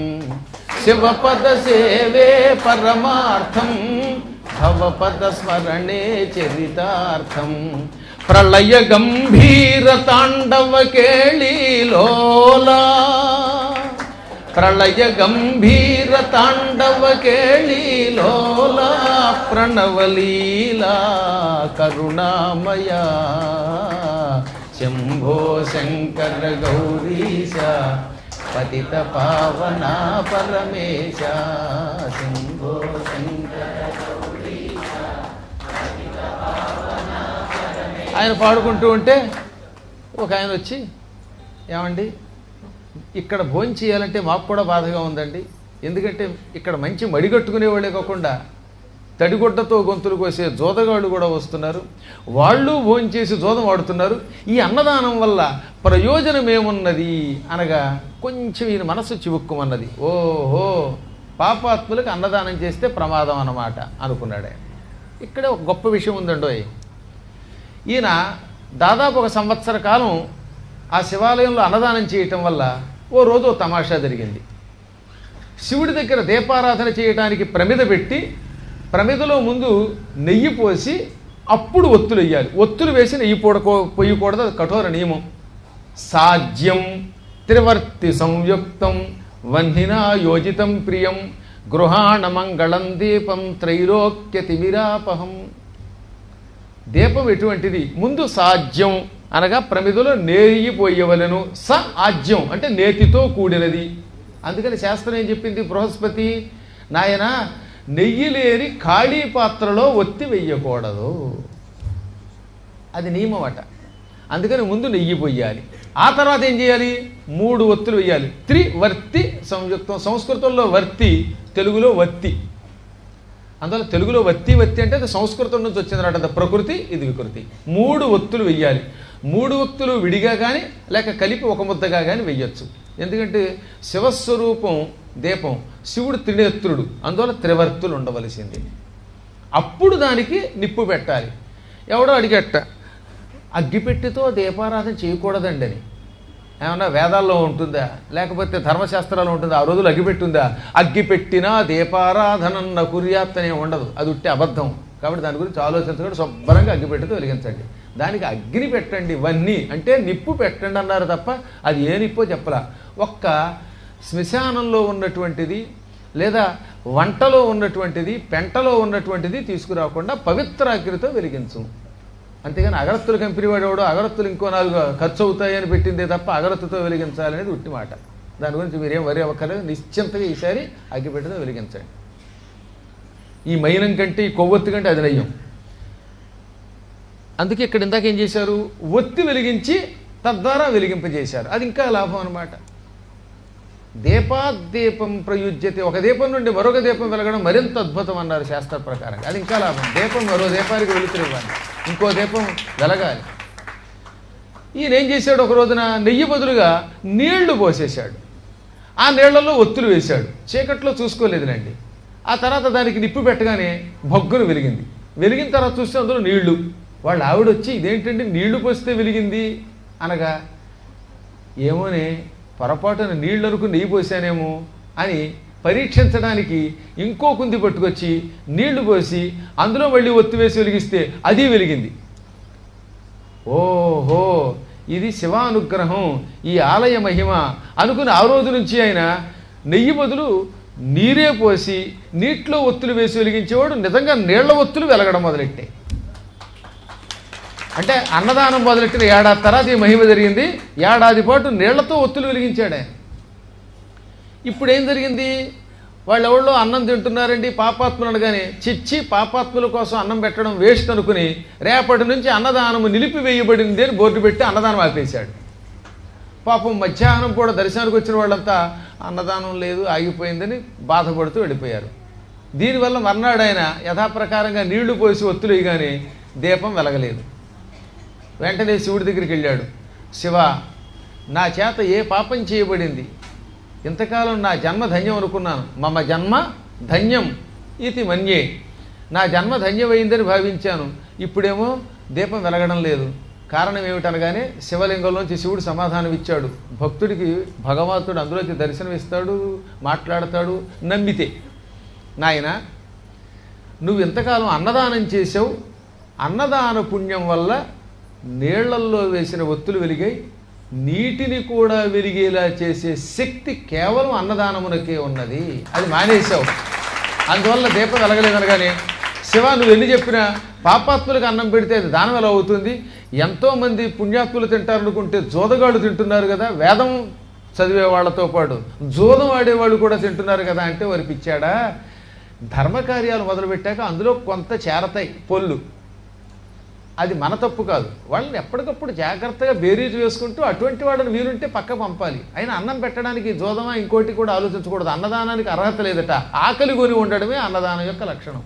దానికి చేసేయచ్చు. కులమతాలకు అతీతంగా ఎవరికైనా అన్నం పెట్టచ్చు. మహానుభావులైన నియమనిష్టాగరిష్ఠులకి మాత్రం వాళ్ళ నియమం పాడవకుండా, ఉల్లంఘన కాకుండా అన్నం పెట్టడం పుణ్యం. అందుకని బ్రహ్మస్వభావం ఏర్పడిన కారణం అది. ఇప్పుడు అందరూ అన్ని రకాలుగా తెలియదు కదా. నాకు నియమం ఉంది, ఏకాంతంగా నేను తప్ప నా గదిలో ఎవరు ఉండరు, ఆవిడ వడ్డించాలి లేక నేను వడ్డించుకోవాలి. ఆ నియమమే, అది ఎక్కడికెళ్ళా పాటిస్తున్నాం కాబట్టి అమెరికా వెళ్ళగలుగుతున్నాం, ఆఫ్రికా పెడుతున్నాం, ఆస్ట్రేలియా పెడుతున్నాం. కానీ అలా సాగకపోతే తీర్థయాత్రకు వెళ్ళలేరు కొందరు. అటువంటి వాళ్ళకి ఈ ఏర్పాట్లు జరిగితే ఎంత ఆనందపడతారు. కొంతమంది స్వయంగా పాకం వండుకుంటారు, తమంత తాము వంట చేసుకుంటారు, కొందరికి మడితో తినే అలవాటు ఉంటుంది, ఏకాంత భోజనాలు ఉంటాయి. అటువంటి వాడికి పెడుతున్నప్పుడు ఎంత పుణ్యమో. ఎవడన్నా మేము బయట నుంచి వచ్చామండి ఇంత అన్నం పెట్టండి అంటే వాడికి బయట విడిగా పెట్టినా తప్పేం లేదు, అది అన్నదానమే. అందువల్ల నువ్వు పుణ్యాత్ములకి పెడుతున్నావు, అరుదుగా కొంతమంది పాపాత్ములు తినచ్చు. పాపాత్ములు కావాలంటే దూరం చెయ్యి, వాళ్ళకి విడిగా పెట్టు. లేదా ఒరే మీరు జోదం ఆడద్దు, ఆడితే పెట్టనని వాడికి గంటేయి. మొత్తం అందరికీ అన్నం ఎందుకు ఆపామంటే ఎన్ని చెప్పినా నాకు ఎందుకు అన్నదానం చేయబుద్ధి ఎట్లేదండి, కావాలంటే ఇంకేదైనా చేస్తానండి అన్నాడు. అయితే ఓ పని చెయ్యి, రేపటి నుంచి గుడికి ఒక ఏడాది తాళం వేసేయి. ఈ ఏడాది నువ్వు నాకు నైవేద్యం పెట్టకపోయినా నాకు నేనే నైవేద్యం పెట్టుకుంటాను, దీపారాధన నాకు నేనే చేసుకుంటాను, నేనే నీకు లాంగ్ లీవ్ ఇచ్చాను కనుక. దిక్కుమాల సాఫ్ట్వేర్ వాళ్ళకంటే లీవులు దొరకవు, కానీ వాళ్ళు ఎక్కడికైనా కాశీ వెళ్ళినా కూడా కంప్యూటర్ ఇప్పుకుంటారు, కానీ నేను మాత్రం నీకు పూర్తిగా లీవ్ ఇచ్చేశాను. హుటాహుటిన నువ్వు నీ భార్యని పుట్టింటికి పంపి నువ్వు ఒక్కడివి కాశీకి వెళ్ళిపో. కాశీకి వెళ్ళే సమయానికి కాశీరాజు గారి భార్య గర్భవతిగా ఉంటుంది. ఆవిడకు పిల్లాడు పుడతాడు. ఆ పిల్లాడు పుట్టగానే వాడితో మాట్లాడు. వాడితో మాట్లాడిన తర్వాత నీకు అన్నదానం చేయాలనిపిస్తే చెయ్యి, లేదా మాని అనగానే నువ్వు చెప్పావు కాబట్టి బయలుదేరుతాను అని శివుడికి నమస్కరించాడు. 1 సంవత్సర కాలం శివాజ్ఞతో గుడిని మూసేస్తున్నాం అని తాళం వేశాడు. సంవత్సరం తర్వాత తెరుస్తామని చెప్పాడు. భార్యని పుట్టింటికి పంపాడు. ఈయన ఒక్కడే కాలినడకన కాశీ క్షేత్రానికి బయలుదేరాడు. ఎక్కడి శ్రీశైలారణ్యాలు, ఎక్కడి కాశీ, కాలినడకన ఆ రోజుల్లో అలా తీర్థయాత్రలు చేసేవారు. దానికి కాయిక యాత్ర అని పేరు. తీర్థయాత్రలు 3 రకాలు. కాయిక, 2 వాచిక, 3 మానసిక. కాయము అంటే శరీరం. ఈ కాయముతో కష్టపడి చేసే యాత్ర కాయిక యాత్ర. కాయిక తపస్సు అంటారు దాన్ని అనమాట. అనగా ఇక్కడి నుంచి రోజు గుడికి నడిచే వెళ్ళాలి, రేవుకి నడిచి వెళ్ళాలి, సాధ్యమైనంత వరకు కాశీలో నడవాలి. అలా నిరంతరం కాశీ క్షేత్రంలోనో ఇంకో తీర్థయాత్రా స్థలానికో నడుస్తూ నడుస్తూ నడుస్తూ చేసేటటువంటి ఈ తపస్సు అంతా కాయిక తపస్సు అనమాట. అందువల్ల మరీ మోకాళ్ళు పని చేయకపోతే తప్ప ఇలా సన్నగా ఉన్నటువంటి వాళ్ళంతా సాధ్యమైనంత వరకు గుడికి నడిచేస్తే పుణ్యం. అందువల్ల రోజు ఏం చేయాలన్నమాట, గుడికి నడిచి వెళ్ళండి. ఆటోలు, రిక్షాలని వాటిని పోషించడానికి చాలామంది ఉన్నారు, మన పెద్దలు చాలామంది ఉన్నారు, వాళ్ళు పోషిస్తారు. భీష్ముడు, ద్రోణుడు ఆ వయస్సు వచ్చిన వాళ్ళు అయితే పోషించాలి. మీరు మాత్రం శరీరాన్ని పోషించండి. నడిచి పరమాత్మ సన్నిధానానికి వెడితే దానికి ఏమని పేరు? కాయిక తపస్సు. ఆ రోజుల్లో మేము 200 పర్యాయాల కంటే ఎక్కువగా ద్వారకా, తిరుమల, ఏలూరు నుంచి నడిచి వెళ్ళాం. అంతకంటే ఎక్కువగా అమ్మవారి దగ్గరికి వెళ్ళాం. మీకు తెలిసే ఉంటుంది, ఇక్కడ మాకు శిష్యురాలు ఉండేది. ఆ అమ్మాయి పేరు శోభ, కానీ తర్వాత శారద అని పేరెట్టారు ఇక్కడ. అదేంటే మలయాళ స్వామి ఆశ్రమంలో అక్కడ వండి పెడుతూ ఉండేది. ఈ మధ్యనే 2022లో వెళ్ళిపోయింది. శివరాత్రి నాడే వెళ్ళిపోయింది, చక్క శివుడిలో కలిసిపోయింది. ఆ అమ్మాయి నా శిష్యురాలు. నాకంటే వయసులో పెద్దదైనా ఎంతో భక్తితో 250 సార్లు ద్వారకా తిరుమల పాదయాత్ర చేసింది. పాదయాత్ర చేస్తే కాశీ మరణ యోగం వస్తుందని చెప్పాను, చేసింది. ఇక్కడ మరణించి వెళ్ళిపోయింది. అది గొప్ప తపస్సు. ఇప్పుడు విశ్వనాథుడు దాన్ని నిలబెడుతున్నాడు. కాకపోతే భార్యా సమేతంగా పెడితే ఎక్కువ లాభం అనుకోండి. ఆవిడ చెప్పకుండా వెళ్ళిపోతే పెద్దగా పుణ్యం రాదని నేను అనలేదు, వ్యాసుడు అన్నాడు. కాబట్టి ఈయన ఇప్పుడు యాదగిరి గుట్టకి వెళ్ళొస్తాడు తరచుగా. ఏది ఉప్పల్ నుంచి యాదగిరి గుట్టకి, ఉప్పల్ నుంచి పాత బస్తీలో భాగ్యలక్ష్మి ఆలయం. భాగ్యలక్ష్మి ఆలయం అంది మన పాతది, అసలు ఎప్పటిదో గొప్ప నగరం, ఆ పేరు మీదుగా భాగ్యనగరం ఏర్పడింది. అలా ఏవో క్షేత్రాలు పెట్టుకోండి. మరీ ఒత్తిగా అహోబలం దాకా నడవడం పెట్టకండి, ఉన్న ఉద్యోగం ఇబ్బంది వస్తుంది కలియుగం కనుక. అహోబలం దాకా నడవాలనుకున్నప్పుడు కొండ మీద నడిచేళ్ళండి. ఏది పావన నరసింహస్వామి అని ఉంటాడు, అక్కడికి నడిచెడితే జీవితం అంటే ఉంటో బాగా తెలుస్తుంది. అక్కడికి నడవడానికి వచ్చి మా శిష్యుడు భరత్ శర్మ 3 రోజులు దూరం పడ్డాడు. ఈ మధ్యన పడితే శతవధనం చేయించాం. గురువుగారిని పైకి ఎక్కాడు, ఇక ఆయన శరీరం బరువు అయింది. కాబట్టి అందరూ నడవలేరు, కాస్త నడవండి ఒకసారి. మీ చేత ఎన్ని నడకలు నడిపించాలో నడిపిస్తాను. ఈ చివరి ఘాట్ నుంచి ఆ చివరి దాకా, ఏది కాలభైరవుడి దాకా నడిచి వస్తానని అన్నవాడు చేయొద్దండి. అయితే మీకోసం గ్యారంటీగా ఏదో ఒక రోజున ఆగస్టులోనో ఇంకో రోజున పెడతాను. అన్నమాట ప్రకారంగా ఈ చివరి నుంచి ఆ చివరి దాకా వర్షం లేనప్పుడు, వర్షాకాలంలో మళ్ళీ రేవులు నిండిపోతాయి. మా నాన్నగారు నడిచినట్టుగా మేము నడిచాం. అగస్త్యుడు నడిచాడు. మా నాన్నగారు ఇక్కడ మంచి పద్యం రాశారు. యువతీ యువకు సంధ్యా సమయమే సైర్ కర్తే ఠాట్ సే నావే చలాతే దౌడతే ఇసు ఘాట్ पर उस घाट से हम बंधु एक चबूतरे पर बैठ ये सब देखते क्षण के लिए इस तीर्थवर को स्वर्ग सम ही लेटते. ఇది మా నాన్నగారు 1925-26 ఆ కాలంలో రాసిన పద్యం, చిన్నప్పుడు రాసిన పద్యం, హిందీ పద్యం. ఆయన మంచి హిందీ కవి, అద్భుతమైన కవి. ఆ రోజుల్లో జయశంకర్ ప్రసాద్ గారి దగ్గర చదువుకున్నారు ఇక్కడ ఆయన. మహానుభావులు వారణాసిలో సంస్కృతం హిందీ నేర్చుకున్న పుణ్యాత్ములు. కాబట్టి ఆయన నడిచారు, మేము నడిచాం, మీరు చాలాసార్లు నడిచారు. అగస్త్యుడు నడిచాడు. అగస్త్యుడు నడిచినట్టుగా కాశీఖండంలోనూ ఇటు భీమేశ్వర పురాణంలో ఉంటాయి. ఆనందంబున అర్ధరాత్రముల చంద్రాలోకముల్ కాయగా నానా సైకత వేదికా స్థలములం నల్దిక్కులం శంభు కాశీనాథుల్ తరుణేల్దు శేఖరు శివుల్ శ్రీకంఠునిం పాడుదుల్ మే నెల్లల్ పులకాంకుర ప్రకరముల్ నిండారమినేటిలో. ఆనందంతో అర్ధరాత్రి పూట చంద్రుడి వెన్నెల, పిండి వెన్నెల కాస్తున్నప్పుడు ఆయన మొత్తం ఈ ఘాట్లన్నీ తిరిగట్ట. అన్ని రేవుల్లోనూ చెప్పాడు. నానా సైకత వేదికా స్థలములను మొత్తం ఈ ఇసుక తిన్నెలన్నిటిలో తిరిగేవాడు.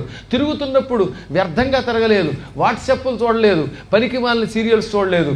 శంభో కాశీనాథ తరుణేందు శేఖర శివ శ్రీకంఠ శితికంఠ అంటూ శివనామస్మరణం చేసుకుంటూ భజన చేసుకుంటూ తిరిగాడు కాబట్టి అగస్త్యుడు కూడా చిరజీవి అయ్యాడు, ఈశ్వరుడి అనుగ్రహం పొందాడు. భవిష్యత్తులో ఆయన వ్యాసుడు అవుతున్నాడు. రేపు 28వ వ్యాసుడు అయ్యాక 29వ వ్యాసుడు ఆయనే. ఇప్పుడున్న వ్యాసుడి పదవీ కాలం అయిపోయాక నెక్స్ట్ బాదరాయణుడు అగస్త్యుడు అవుతాడు. కాబట్టి అలా తిరగాలి. అందుకని ఈయన కాలి నడకన బయలుదేరాడే. దానికి ఏమని పేరన్నాను? కాయిక తపస్సు. ఇంకా నోటితో ఓం నమ శివాయ ఓం నమ శివాయ అని పాడుకుంటూ నారాయణ అంటూ గోవింద అంటూ పాడడం, భజన చెయ్యటం, మంత్రానుష్ఠానం చేయటం, అది ఏమని పిలువబడుతుంది? వాచిక తపస్సు. ఎంత వీలుంటే అంత భజన చేయండి. ఆయన మీకు కంఠం మాధుర్యంగా లేదని బెంగ పెట్టుకోవద్దు. పాడగా మీకు తెలియకుండానే మీ కంఠంలో మార్పు వచ్చేస్తుంది. భగవంతుడి కోసం పాడగా కంఠం ఎంతో మధురం అయిపోతుంది. పనికి మాలిన పాటలు పాడితే మాధుర్యం కూడా పోతుంది. భగవంతుడి కోసం పాడితే రాళ్ళు కూడా కరిగి అవుతాయి, నీళ్లు అవుతాయి. స్వార్థం కోసం పాడితే మళ్ళీ ఈ నీళ్లు రాళ్ళు అవుతాయి. అందులో అప్పుడప్పుడు పాడుతూ ఉండండి హాయిగా. శివ కేశవ 2 నామాలు. ఇక్కడికి వస్తే విష్ణువుని పొగడాలి, శివుణ్ణి పొగడాలి. విశ్వనాథుడే పోషకుడిగా విష్ణువుని నియమించాడు. కాలభైరవుడేమో క్షేత్ర పాలకుడు, పోషకుడు భగవంతుడు వాసుదేవుడు, బిందుమాధవుడు. అందులో అప్పుడప్పుడు అలా చేయండి. సన్నుతి చేయవే మనసా, సన్నుతి చేయవే మనసా, ఆపన్న శరంజుని హరిని. సన్నుతి చేయవే మనసా, చక్రధారి కౌస్తుభహారి, చక్రధారి కౌస్తుభహారి, పాపహారి కృష్ణ మురారి, పాపహారి కృష్ణ మురారి సన్నుతి చేయవే మనసా ఆపన్న శరణ్యుని హరిని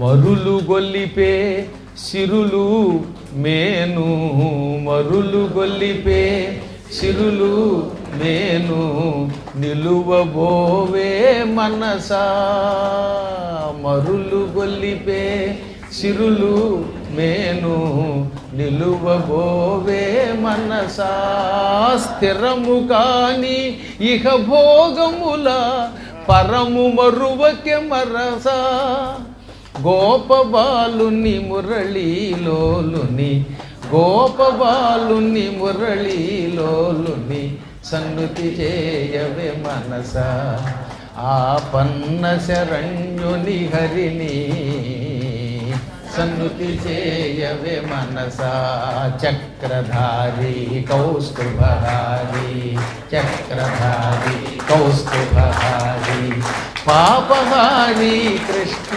మురారి పాపహారి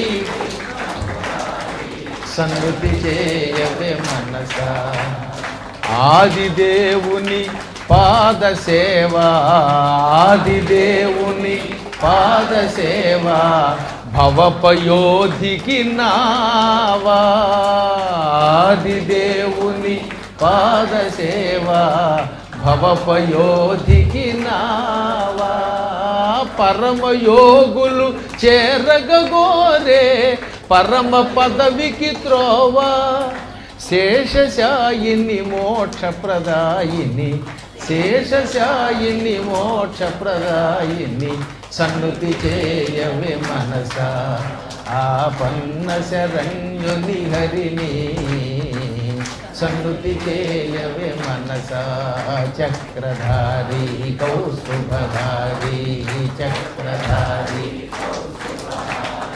పాపహారి కృష్ణ మురారి పాపహారి కృష్ణ మురారి సన్నుతి చేయవే మనసా ఆపన్న శరణ్యుని హరిని సన్నుతి చేయవే మనసా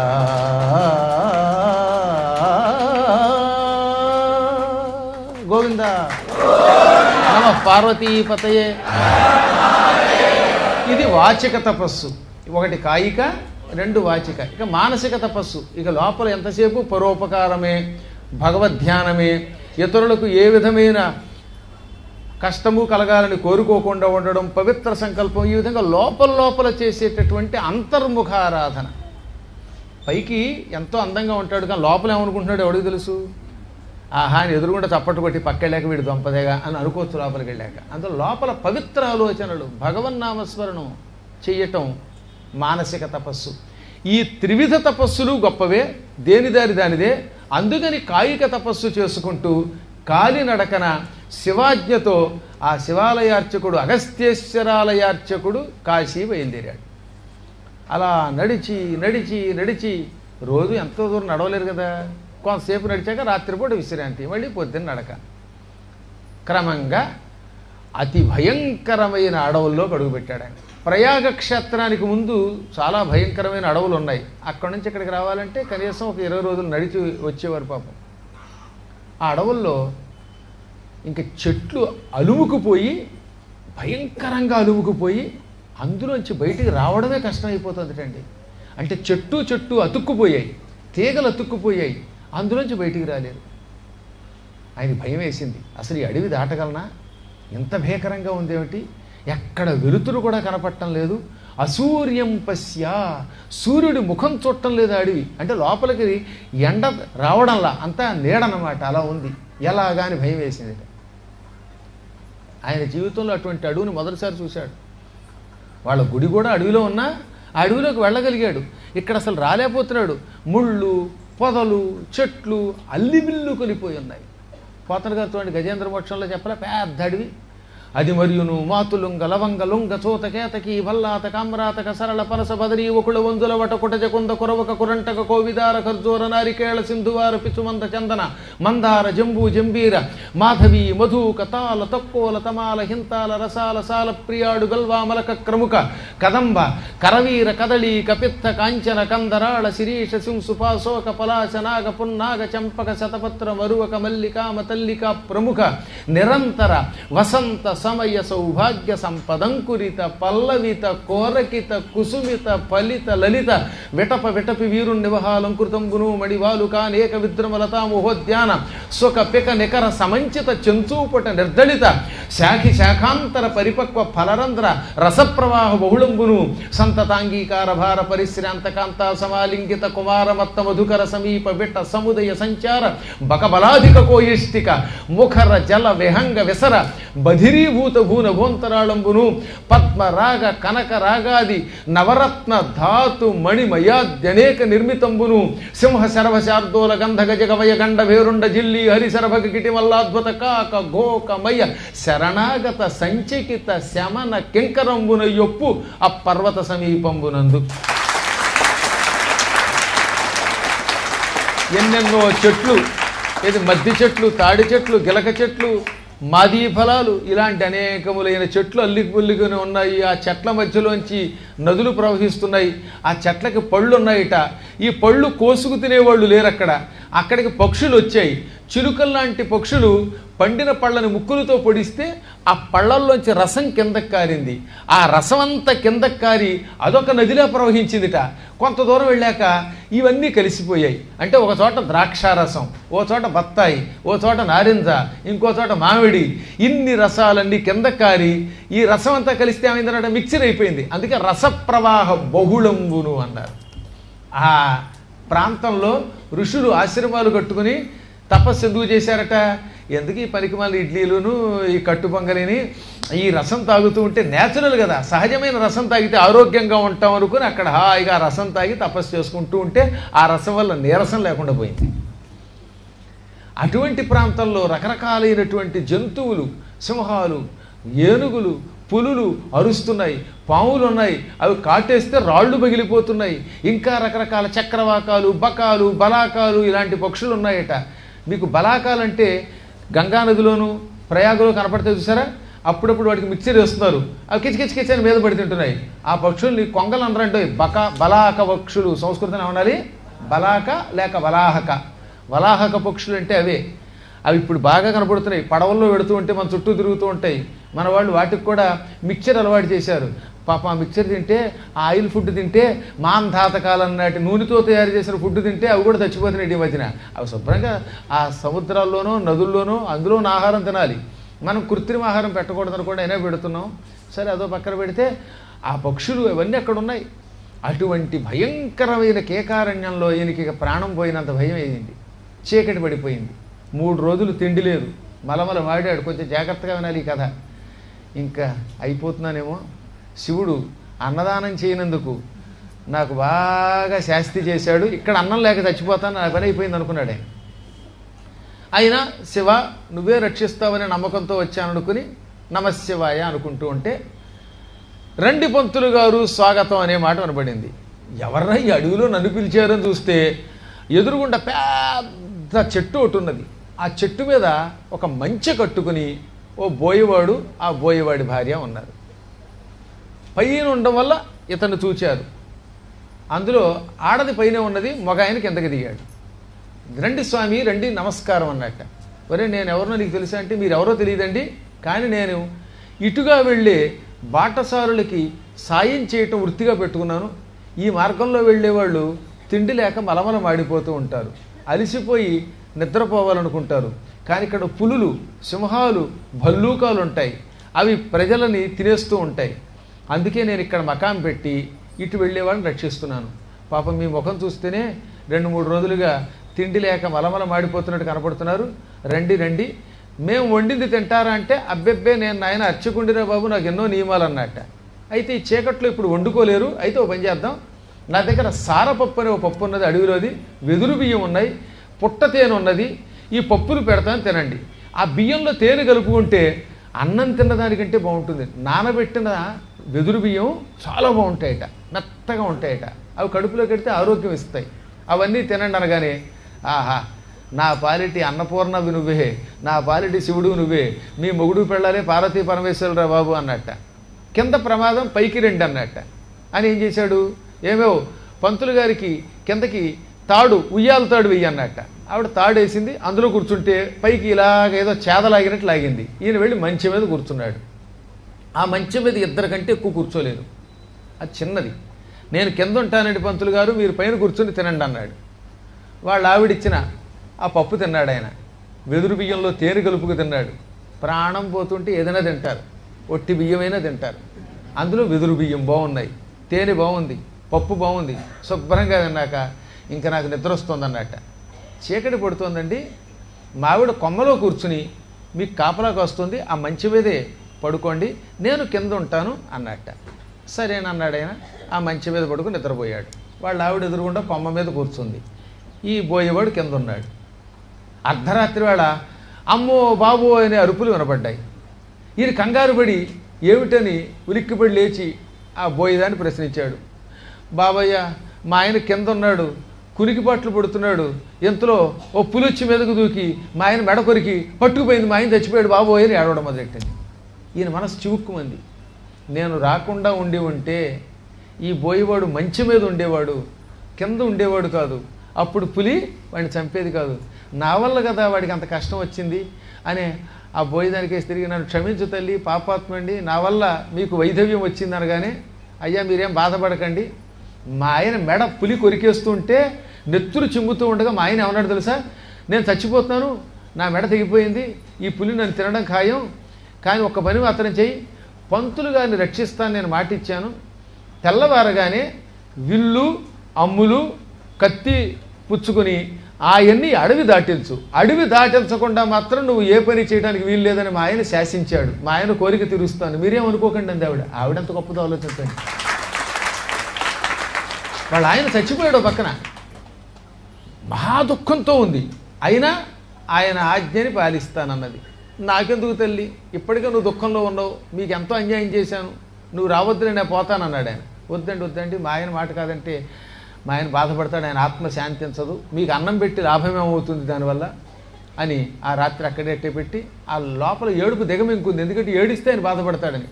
చూసారా, దిగాక కొంత దూరం వెళ్ళారు, దారిలోనే ఆ భర్త ఎముకలు మిగిలాయి, పులి మొత్తం పీక్కు తింది. ఆ బట్టలను బట్టి ఆ కొన్ని అవయవాలను బట్టి మొగుడని అర్థమైంది. మా ఆయన అని ఆ శవాన్ని చూసి కన్నీళ్లు తుడుచుకుని ఓ పక్కన వీడు కూడా బాధపడుతూ ఉంటే, మీరేం బాధపడకండి, మిమ్మల్ని అడవి దాటిస్తాను అని అవతలకి ఆ అడవి దాటించింది. ఇంకెక్కడి నుంచి మీరు జనారణ్యంలో కడతారు, మీకేం పర్వాలేదు అన్నది. ఆ తర్వాత వెనక్కి వెళ్ళిపోయింది. తల్లి నన్ను క్షమించంటున్నా వినిపించుకోకుండా వెనక్కి వెళ్ళిపోయింది. పాపం ఆయన మనసు చివుక్కుమంది. ఇంకా యాత్ర చేస్తున్నాడు కానీ నా వల్ల ఒక బోయేవాడు చచ్చిపోయాడు, ఆ కిరాతక స్త్రీకి ఎంత అన్యాయం చేశాననే బాధ వల్ల గింజుకుంటూ బాధపడుతూ శివ ఏమిటి విచిత్రం అనుకుంటూ మొత్తం మీద ఎలా అయితేనే పవిత్రమైన కాశీక్షేత్రం చేరాడు. ఆయన అదృష్టం శివాజ్ఞ వల్ల వచ్చాడు. ఎంత గొప్పది ఈ క్షేత్రం. భక్తియోగ పదన్యాసి వారణాసి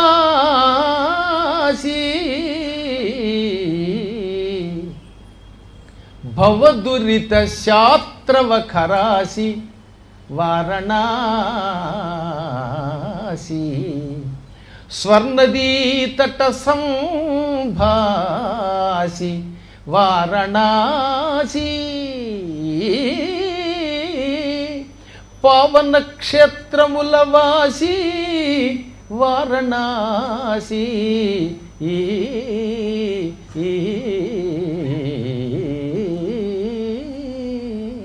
బలిజేపల్లి లక్ష్మీకాంతం గారు రాసిన హరిశ్చంద్ర నాటకంలోని చిన్న పద్యం అంత గొప్పదో ఇది. భక్తి ఒక యోగం అయితే ఆ యోగం తన పాదాన్ని ఇక్కడ పెట్టిందిట. అంటే ఇక్కడ భక్తి నిరంతరం 4 పాదాల మీద నడుస్తుంది. న్యాసము అంటే ఉంచుట. భక్తి యోగము పాదమును ఉంచిన దివ్యస్థలం వారణాసి.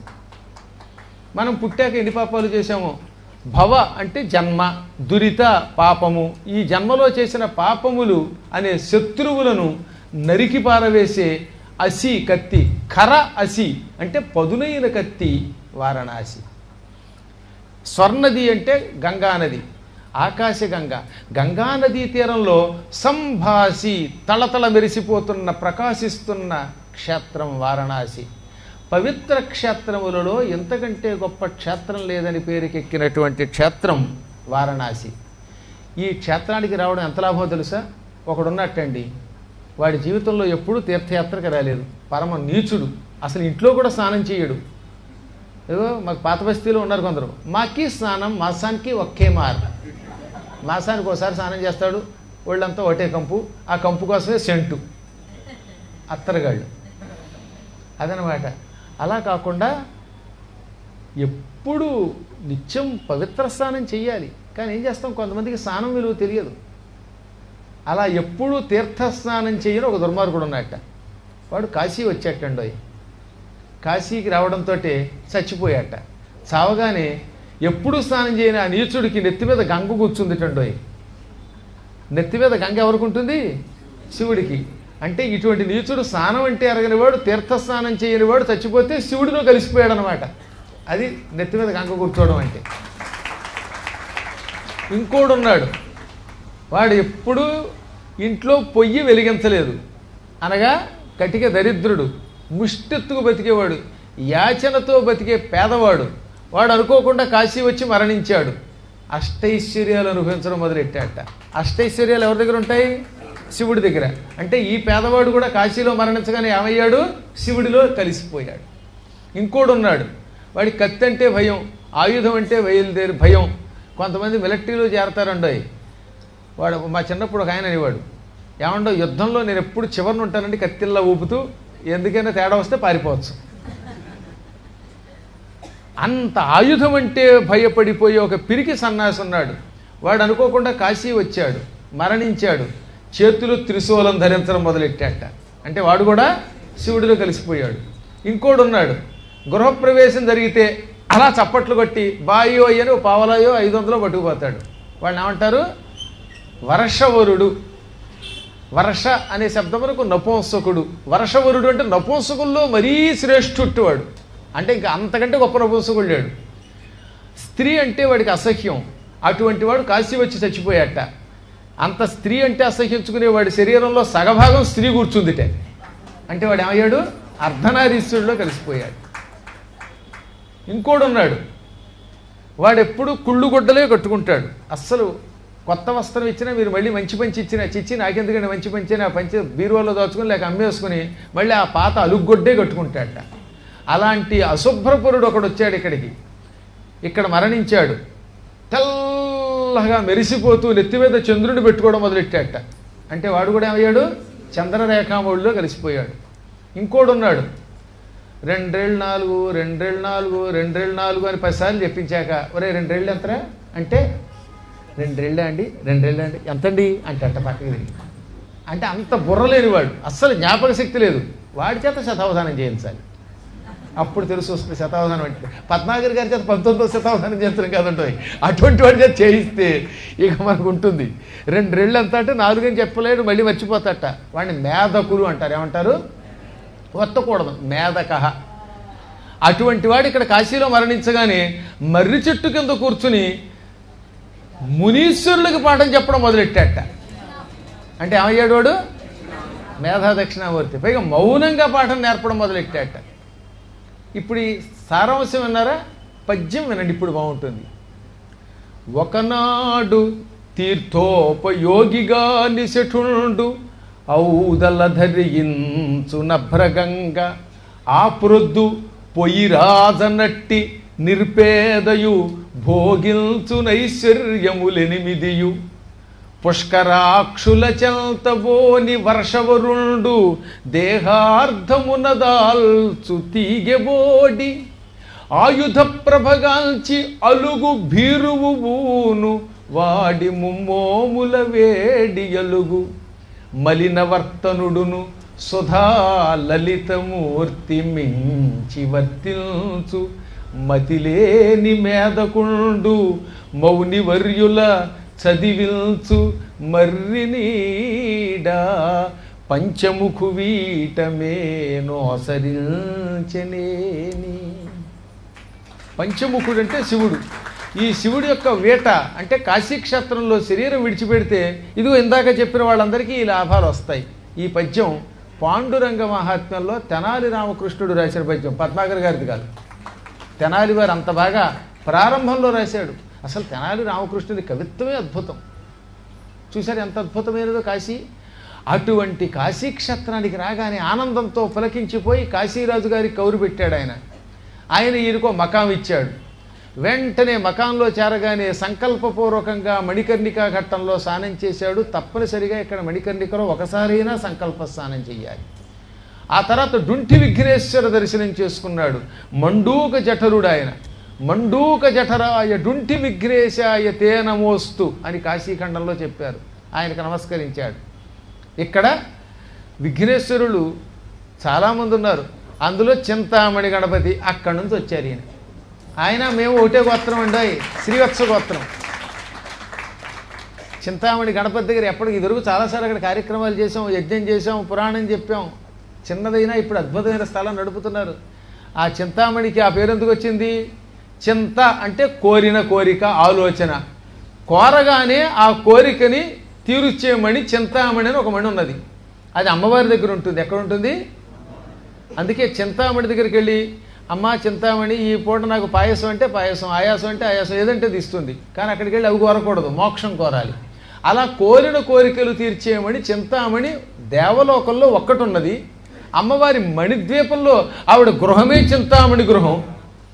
అలాంటి చింతామణి వలె కోరిన కోరికలు తీర్చేవాడు కనుక గణపతి అక్కడ చింతామణి గణపతి అయ్యాడు. అలా మొత్తం 56 గణపతులు ఉన్నారు ఇక్కడ. విషయం మీకు కాశీఖండంలో చెప్పాను, మీకు ఎన్నో పర్యాయాలు చెప్పాను. ఈ దేవతల దర్శనం చేసుకున్నాడు. ఆ తర్వాత అన్నపూర్ణామాత దర్శనం చేసుకున్నాడు. శనైశ్చరుడు ఉంటాడు అక్కడ, ఆయన దర్శనం చేసుకున్నాడు. ఇది క్రమంట, మొదటిసారి దర్శనం చేసుకునే వాళ్ళకి. అప్పుడు విశ్వనాథ దర్శనం చేసుకున్నాడు. ఆపై అక్కడ ఎదురుగుండా ఉన్న దండపాణిని యక్షుణ్ణి, హరికేశుడు అని పేరు కలిగినటువంటి ఒక ఆయన ఉన్నాడు.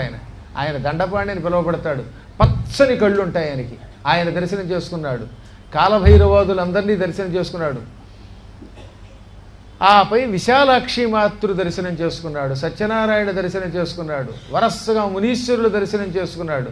అందరి దర్శనం చేసుకున్నాక రాజుగారి దగ్గరికి వెళ్ళి, మహారాజా నా గురించి చెప్పుకోనా అంటే, నువ్వేం చెప్పక్కర్లేదు, శివుడు చెప్పాడు.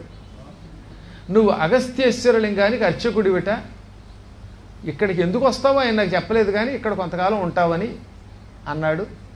మా ఆవిడ ఇప్పుడు పూర్ణ గర్భవతి అయిపోతుంది. మరి 1 నెలకో 2 నెలలకో ఆవిడ పురుడు పోసుకుంటుంది. పిల్లవాడు పుట్టగానే అతనితో మాట్లాడించే అవకాశం ఇవ్వమని శివుడు చెప్పాడు. అప్పటిదాకా ఉండమనగానే, ఆహా శివుడే నా పని చేసి పెట్టాడు అనుకున్నాడు ఆయన. మనం వెతుక్కొక్కర్ల రూములు ఆయనే చూసి పెట్టాడు. మనం డబ్బులు కట్టక్కర్లేకుండా రెడీగా ఉన్న పోయినారు.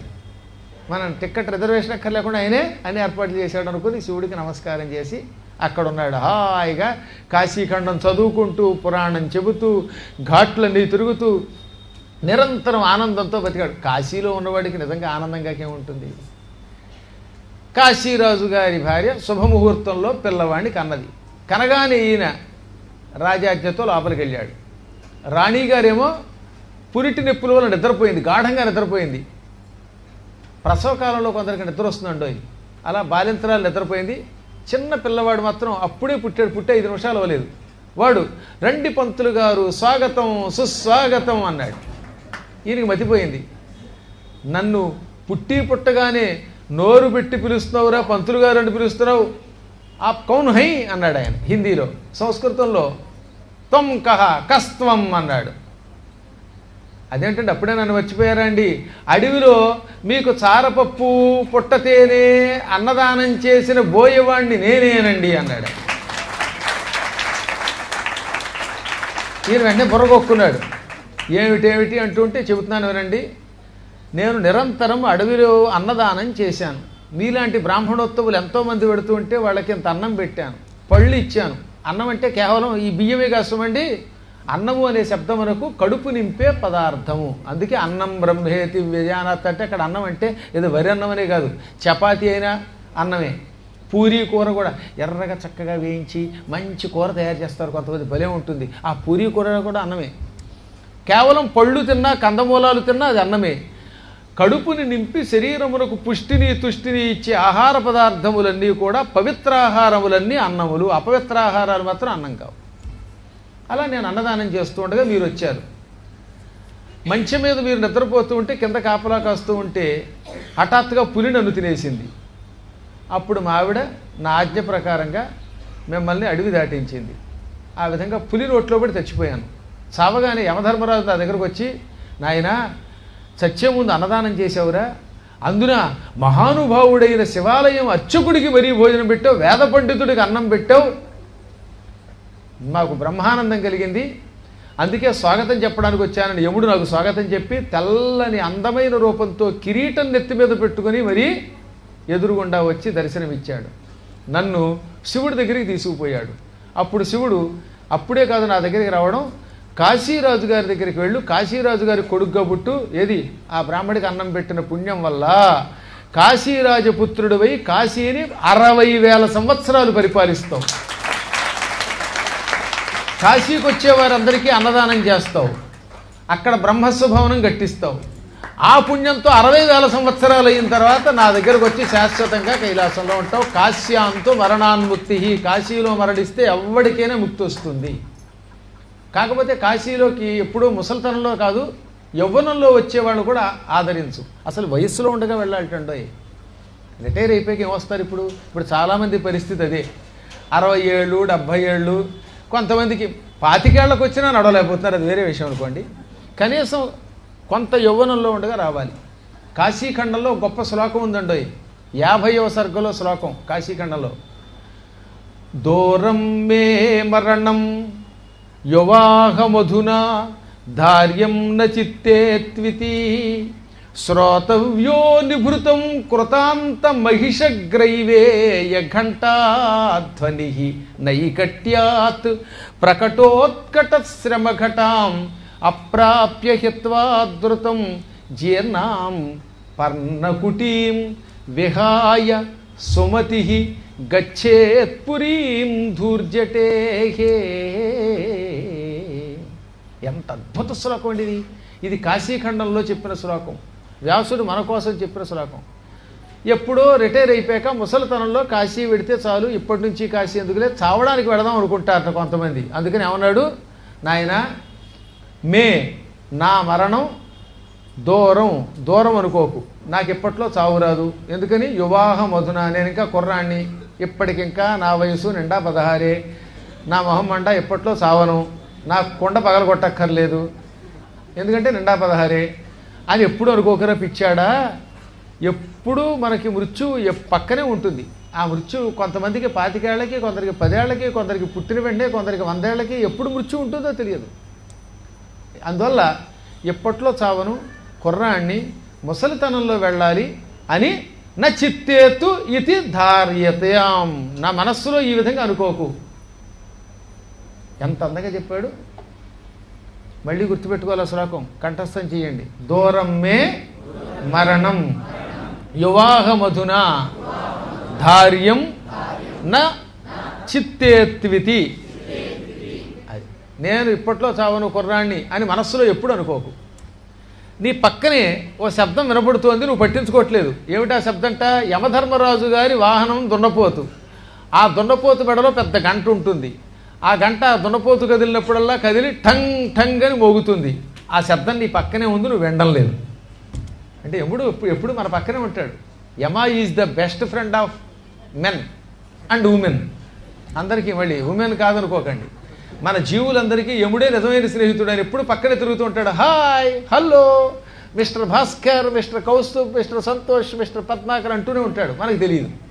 మనకు అది తెలియక నాకు ఫ్లైట్ టైం అయ్యింది, టైట్ షెడ్యూల్ అనుకుంటున్నాం. అసలు ఫ్లైట్ అక్కడ ఉంది. అందుకని ఆయన ఎక్కి వచ్చిన దున్నపోతు యొక్క మెడలో ఉన్న గంట టింగ్ టింగ్ అని మోగుతోందని జాగ్రత్తగా విని ఏ క్షణంలో పోతానో అనే భావనతో ఒళ్ళు దగ్గర పెట్టుకుని, ఓపిక ఉన్నప్పుడు, ధనమున్నప్పుడు, అన్ని రకాల సౌకర్యాలు ఉన్నప్పుడు టక్కున కాశీకి వచ్చి అక్కడ 7 రోజులు 9 రోజులు పద్మాకర్ గారి పురాణం మాత్రమే విను, మిగతావి కూడా విను అప్పుడప్పుడు. మొత్తం ఆయనదే కాకుండా అందరి పురాణాలు వినాలి. వాళ్ళు వినకపోతే వాళ్ళు బాధపడతారు. ఇదే లేనిపోరు గొడవ. అందరి పురాణాలు భక్తితో విను. భగవద్భజన చెయ్యి, పంచక్రోశ యాత్ర చెయ్యి. దీనివల్ల లాభం ఏమిటి అంటే ఈ జన్మలోనే నీకు మోక్షం వచ్చే అవకాశం ఉంది, లేదా ఈ యాత్ర చేయటం వల్ల ఏదో ఒక జన్మలో కాశీలో మరణించే యోగం వచ్చి తద్వారా ముక్తి పొందుతారు. ఆ దృష్టిలో పెట్టుకుని నీ పాత కొంపని ఇక్కడ మాత్రం ఏమన్నాడో కొంచెం జాగ్రత్తగా వినాలి. పర్ణకుటీం అంటే పర్ణశాల, అది జీర్ణం శిథిలం అయిపోయిందిట. నీ గుడిసె పాడైపోయింది, ఆ తాటాకులు అవి పాడయ్యాయి, సూర్యకిరణాలు వస్తున్నాయి, వర్షం పడిపోతోంది, నీ దిక్మాల కొంప బాగా ఓల్డేజ్ హోమ్ అయిపోయింది. దాన్ని విడిచిపెట్టి బుద్ధిమంతుడు ఈశ్వరపురమైన కాశీకి రావాలి. ఎంతకీ పాడైపోయిన కుటీరం అంటారేమిటండి, వాడికి ఏమైనా మతి లేదు అనుకోకండి. పాడైపోయిన కుటీరం అంటే మీ ఇల్లుని కాదు, మీ ఇల్లు మంచి అపార్ట్మెంటే అవ్వచ్చు కాక, కొత్తగా ఈ మధ్యనే మీరు బిల్డింగ్ కట్టుకోవచ్చు కాక, డూప్లెక్స్ కట్టుకోవచ్చు కాక, ఆ ఇల్లు కంటే ఈ ఇల్లుని పర్ణకుటి అంటారు. మన శరీరమే పర్ణకుటీరం. ఇది ఎప్పుడూ జీర్ణం అయిపోతూనే ఉంటుంది. జీర్ణం అవుతోంది కాబట్టే పొద్దున్న తిని మళ్ళీ మధ్యాహ్నం తింటున్నారు, మళ్ళీ మధ్యాహ్నం తిని సాయంత్రం తింటున్నారు. జీర్ణం అవుతోంది కాబట్టే మీ శరీరం మీ మాట వినడం లేదు. పూర్వం కుర్చీలో కూర్చున్న వాళ్ళు ఇప్పుడు కింద కూర్చుంటున్నారా? కింద కూర్చున్న వాళ్ళు కుర్చీలో కూర్చుంటున్నారు, అవునా? ఇదివరకు కింద కూర్చోగలిగారు, ఇప్పుడు అండి ఎంతండి నా వయసు 40 కానీ కింద మాత్రం కూర్చోలేనండి. ఆ ఒక్కటి అడక్కండి, ఎందుకంటే మోకాళ్ళు పని చేయట్లేదండి. కూర్చుంటే చేతులు పనిచేయమండి, తింటే అన్నం అరగదండి, కంటికి చూపు అందండి. ఇంకా వార్ధక్యంలో కళ్ళతోడు పెట్టుకున్నా సరే ఇలా చూసి ఎక్స్క్యూజ్ మీ నిన్ను ఎక్కడో చూసినట్టుంది అంటాడు. మీ మొహం నేనండి అంది ఆవిడ. వాళ్ళ ఆవిడని కూడా మర్చిపోయాడు ఆయన. కాబట్టి శరీరం పాడైపోతూ ఉంటుంది. గుళ్ళోకి వెళ్ళలేం, నానాయాత్ర పడతాం, జనం తోసుకుపోతూ ఉంటారు, ఇరుకు సందుల్లో కదలలేక, దర్శనం చేసుకోలేక, అన్నం తినక, పళ్ళు నొప్పులు, ఒళ్ళు నొప్పులు, కళ్ళు నొప్పులు, కాళ్ళు నొప్పులు, కీళ్ళ నొప్పులు, చివరకు కుళ్ళు అయిపోతుంది శరీరం. అందువల్ల పాడైపోతున్న కుటీరంతో మన శరీరాన్ని పోల్చారు.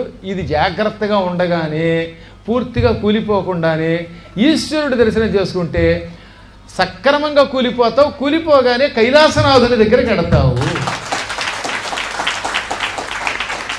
అద్భుతమైన శ్లోకం కదా.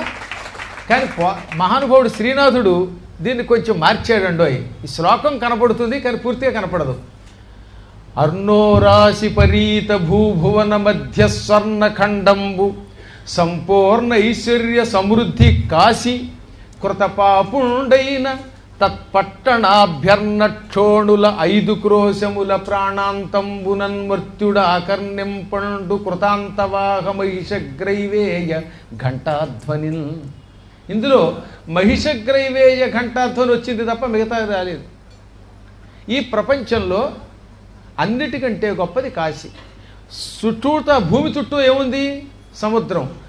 సముద్రము చేత చుట్టుకొనబడి ఉన్న మొత్తం భూమండలంలో ఈశ్వరుడు నిత్యం నివసించే ఏకైక స్థలం కాశీ మాత్రమే. సంపూర్ణ ఐశ్వర్య సమృద్ధి.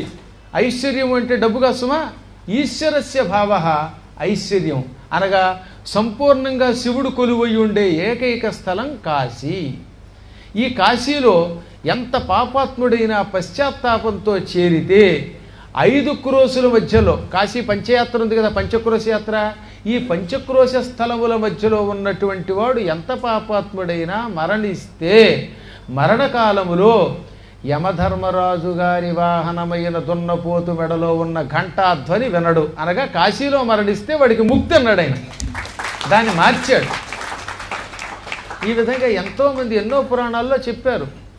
అటువంటి స్థలానికి నేను నా అంతటా నేను రాలేదు, నీకు అన్నదానం చేయటం వల్ల ఏకంగా శివుడు కాశీరాజు గారి భార్యాగర్భంలో పారవేశాడు. కాశీరాజ పుత్రుండై పుట్టాను.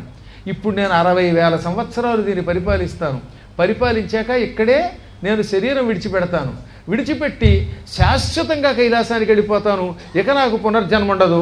మహానుభావ, అడవిలో ఉన్న నీకు, ఆకలి వేసిన నీకు అన్నం పేరుతో తేనె, వెదురు బియ్యము, సారపప్పు పెట్టానే, ఆ అన్నదాన ప్రభావం నాకు ఇంతటి మహాస్థితి కల్పించింది. ఇది అన్నదాన ప్రభావం.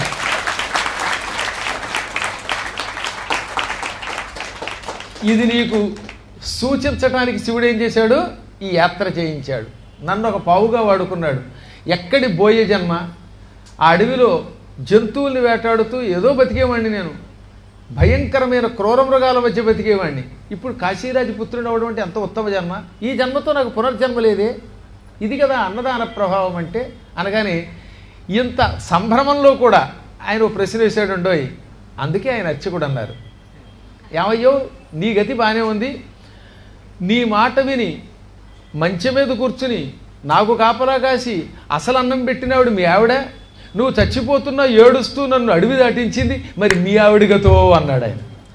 ఈ కథ వింటున్న మీకు వచ్చింది ఆలోచన, ఆయనకు వచ్చింది. అప్పుడు ఆయన అన్నాడు, కంగారు పడక మరి, మా ఆవిడ నా మాట ప్రకారం నా ఆజ్ఞాబద్ధురాలై నిన్ను అడవి దాటించింది. దాటించిన తర్వాత వెనక్కి వచ్చి నా శవాన్ని వెతికి పట్టుకుని దానికి చితి పెట్టి ఆ చితిలో నిప్పు పెట్టి తాను అందులో సహగమనం చేసేసింది. ఆడవాళ్ళు చితికి నిప్పు పెట్టకూడదనేది ఉట్టి అబద్ధం. సుస్పష్టంగా గరుడ పురాణంలో ఆడవాళ్ళు కూడా ఇష్టస్య క్రియతే కురుతే క్రియాం స్త్రీవాధకశ్చిదిష్టస్య కురుతే క్రియాం. అయిపోయింది, నీకు 5 నిమిషాలు అయిపోతుంది. స్త్రీ ఏమిటి పురుషుడు ఏంటి ఎవరైనా సరే క్రియలు చెయ్యొచ్చని గరుడ పురాణంలో నేనే ఈ మధ్యన అనువాదం చేసి ఇచ్చాను. ఎదుగో దర్శన శర్మ గారికి ఎంతో ఆత్మీయులు మహానుభావులు, ఆయన కూడా వారి పేరేమిటి మర్చిపోతుంటాను, రమణ గారు కదా, మధునూరి వెంకటరమణ శర్మ గారు గరుడ పురాణం అనువాదం చేయించారు. అది ప్రింట్ చేసి గీతా ప్రెస్ వారు మీకు ఇస్తున్నారు. ఆ పుస్తకంలో చదవండి, సుస్పష్టంగా తెలుస్తుంది. పూర్తిగా యథాతథ అనువాదం, కల్పితాలు ఉండవు అందులో. కాబట్టి ఆవిడ స్వయంగా భర్త గారి శవానికి చితికి నిప్పు పెట్టి అందులో దూకేసింది. అలా మరణించిన ఆవిడ తనంత తాను బలాత్కారంగా చావలేదండి, ఇష్టపడి చచ్చింది. అది దోషం కాదు. అన్యాయంగా చంపడం పాపం, కానీ తనంత తాను చచ్చిపోతే దోషం కాదు. ఆ కాలంలో ఆ కాలపు చట్టం ఉన్నది కనుక ఆవిడ శరీరం విడిచిపెట్టి విదర్భ రాజుగారికి, కుండినపురాన్ని పరిపాలించే రాజుగారికి కూతురుగా పుట్టింది. ఆవిడ కొద్ది కాలం తర్వాత పెరిగి పెద్దదయ్యాక నాకు భార్య అవుతుంది. మళ్ళీ ఆవిడే నా భార్య ఈ జన్మలో కూడా. ఏది పునర్జన్మలో కూడా మళ్ళీ ఆవిడే. ఆవిడ అన్నదానం చేసిన పుణ్యం వల్ల మేము దంపతులుగా కాశీని పరిపాలిస్తాం. ఇక్కడ అన్నసత్రం కడతాం. బ్రహ్మస్వ భవనం బిల్డింగ్ పూర్తిగా కట్టడానికి ఇంజనీరింగ్ ప్లానింగ్ ఓకే చేసేస్తాం. అన్నదానం జరిపిస్తాం. అదిగో ఆ పుణ్యంతో మేమిద్దరం కైలాసానికి కడతాం అని ఇంతవరకు చెప్పి పూర్వజన్మజ్ఞానం నశించిపోగా కేర్ కేర్ అండ మొదలెట్టాడు. మరి అయిపోయింది, అక్కడితో ఆయనకి పూర్వజన్మజ్ఞానం పోయింది. అంతవరకే మాట్లాడాలి, అంతకంటే మాట్లాడకూడదు. ఇచ్చిన టైం గంటన్నర దాటి మాట్లాడితే మళ్ళీ మైక్ కట్టేస్తారు. అందుకని ఏం చేశారనమాట, టక్కున ఆ ఉపన్యాసం అయిపోయిన ఏడవడం మొదలెట్టాడు. ఆహా ఏం విచిత్రం అనుకునేనా, పరమేశ్వర ఎలా ఉన్నా అన్నదానం చేయమని నువ్వు నాకు సందేశం ఇవ్వడానికి ఇంత కథ నడిపావా అనుకున్నాడు. బయటకు వచ్చాడు. రాజా నీ కొడుకు కారణ జన్ముడు అన్నాడు తప్ప ఇది చెప్పకూడదండోయ్. చెబితే రాజుగారికి కొడుకు మీద ప్రేమ కంటే పాత బోయేవాడు గుర్తుకొస్తాడు. అందుకని అవేం చెప్పకూడదు, పాత జన్మలు చెప్పకూడదు. మీరు నా ఎదురుగుండా వచ్చినప్పుడు మీ పూర్వజన్మ రహస్యం నాకు తెలుసండోయ్, అందుకే ఒక్కొక్కటి తోడుగా నేను అంటాం. అంటే అర్థమైనటువంటి వాడు ఫ్లాష్ బ్యాక్ తెలుసు. వాడు పూర్వజన్మలో ఒక్కొక్కడు వచ్చిలా బయటకెట్టి అంటూ ఉంటాడు. పూర్వజన్మలో వాడు కుక్క, అందుకే ఆ పాత వాసన పోక ఇప్పుడు ఇక్కడికి వచ్చినప్పుడు గురువుగారు అంటూ ఉంటాడు.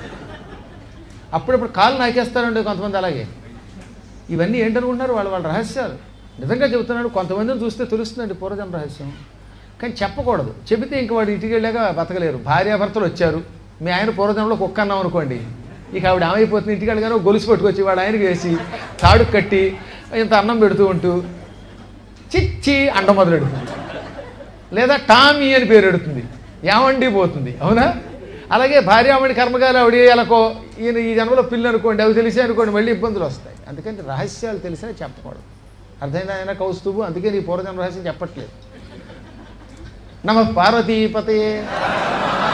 ఆ విధంగా చెప్పకుండా మహారాజా ఆయన జాగ్రత్తగా చూసుకొని ఇక ఆయన దగ్గర సెలవు తీసుకొని తిరిగి ఈ శ్రీశైలారణ్యాల దగ్గర ఉన్న అగస్త్యేశ్వర ఆలయానికి వచ్చాడు. రాగానే తలుపులు తీయించాడు. మళ్ళీ అన్నదానం మొదలుపెట్టాడు. ఎవరైనా పాపాత్ములు వస్తే ఎవరైనా ఆయనలారా బాగుపడండి అని చెప్పేవాడు. వాళ్ళు బాగు చేయడానికి ప్రయత్నించాడు, కానీ ఎప్పుడు విసుక్కోకుండా అన్నదానం చేశాడు. ఎంతోమంది వేద పండితులకి, శాస్త్ర పండితులకి, మహాత్ములకి, నిష్ఠాగరిష్ఠులకి, సన్యాసులకి, సాధువులకి సంతర్పణలు చేసి చేసి ఆ మహాపుణ్యంతో వచ్చే జన్మలో కాశీ విశ్వేశ్వరాలయంలో అర్చకుడిగా పుట్టి ఆ జన్మతో తరించి మోక్షం పొందాడు. ఇప్పుడు చెబుతున్న ఈ కథ లింగ పురాణములో కథ, పద్మాకర్ గారి సొంత కథ కాదు. లింగ పురాణంలో కొంతమంది తెలియక ప్రక్షిప్తం అన్నారు. ప్రక్షిప్తం ఏంటాడు మహోదయ, అధిక పాఠమే కాదు, ఒరిజినల్ పాఠమేది. కాబట్టి ఎంత గొప్పదో కాశీ మీకు అర్థమైంది.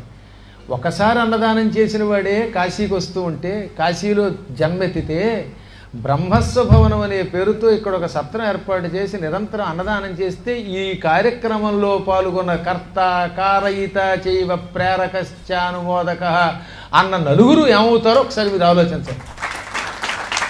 అందుకే మేము నిరంతరం కాశీ వస్తున్నాం. భగవంతుడు అనుగ్రహించగాక వాళ్ళ కార్యక్రమం పూర్తయిన తర్వాత బిల్డింగ్ ఓపెనింగ్కి మాత్రం మొదటి పురాణం మందే. అయ్యా అదే అయితే ఇక్కడ పెద్ద సమస్య ఏమైపోయిందంటే రేపు 4వ తారీఖు నుంచి అమెరికా వెళ్ళిపోతున్నాం.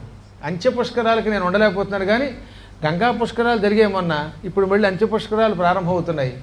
పుష్కర కాలంలో మొత్తం సార్ధత్రికోటి నదులు అంటే 3.5 కోట్ల నదీ నద జలములు ఇందులోకి వస్తాయని మీకు పుష్కర మహిమలో ఒకప్పుడు చెప్పాను. పుష్కర పుస్తకం కూడా ఇచ్చాను మీకు.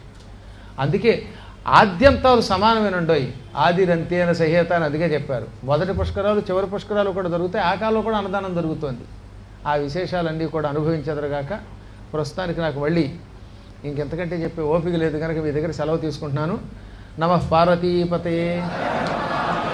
ఒక్క భజన చేసుకుని ఆ తర్వాత ఆయనకి ఇచ్చేద్దాం మైక్. అవునా? ఏ పాట పాడిద్దాం ఇప్పుడు?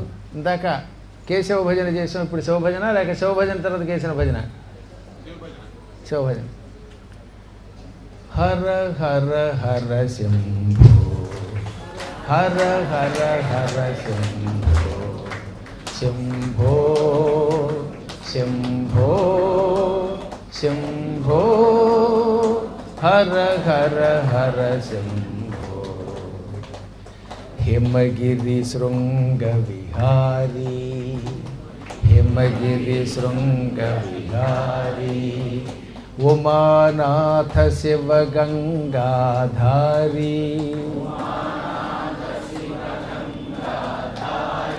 ఉమానాథ శివ గంగాధారీ,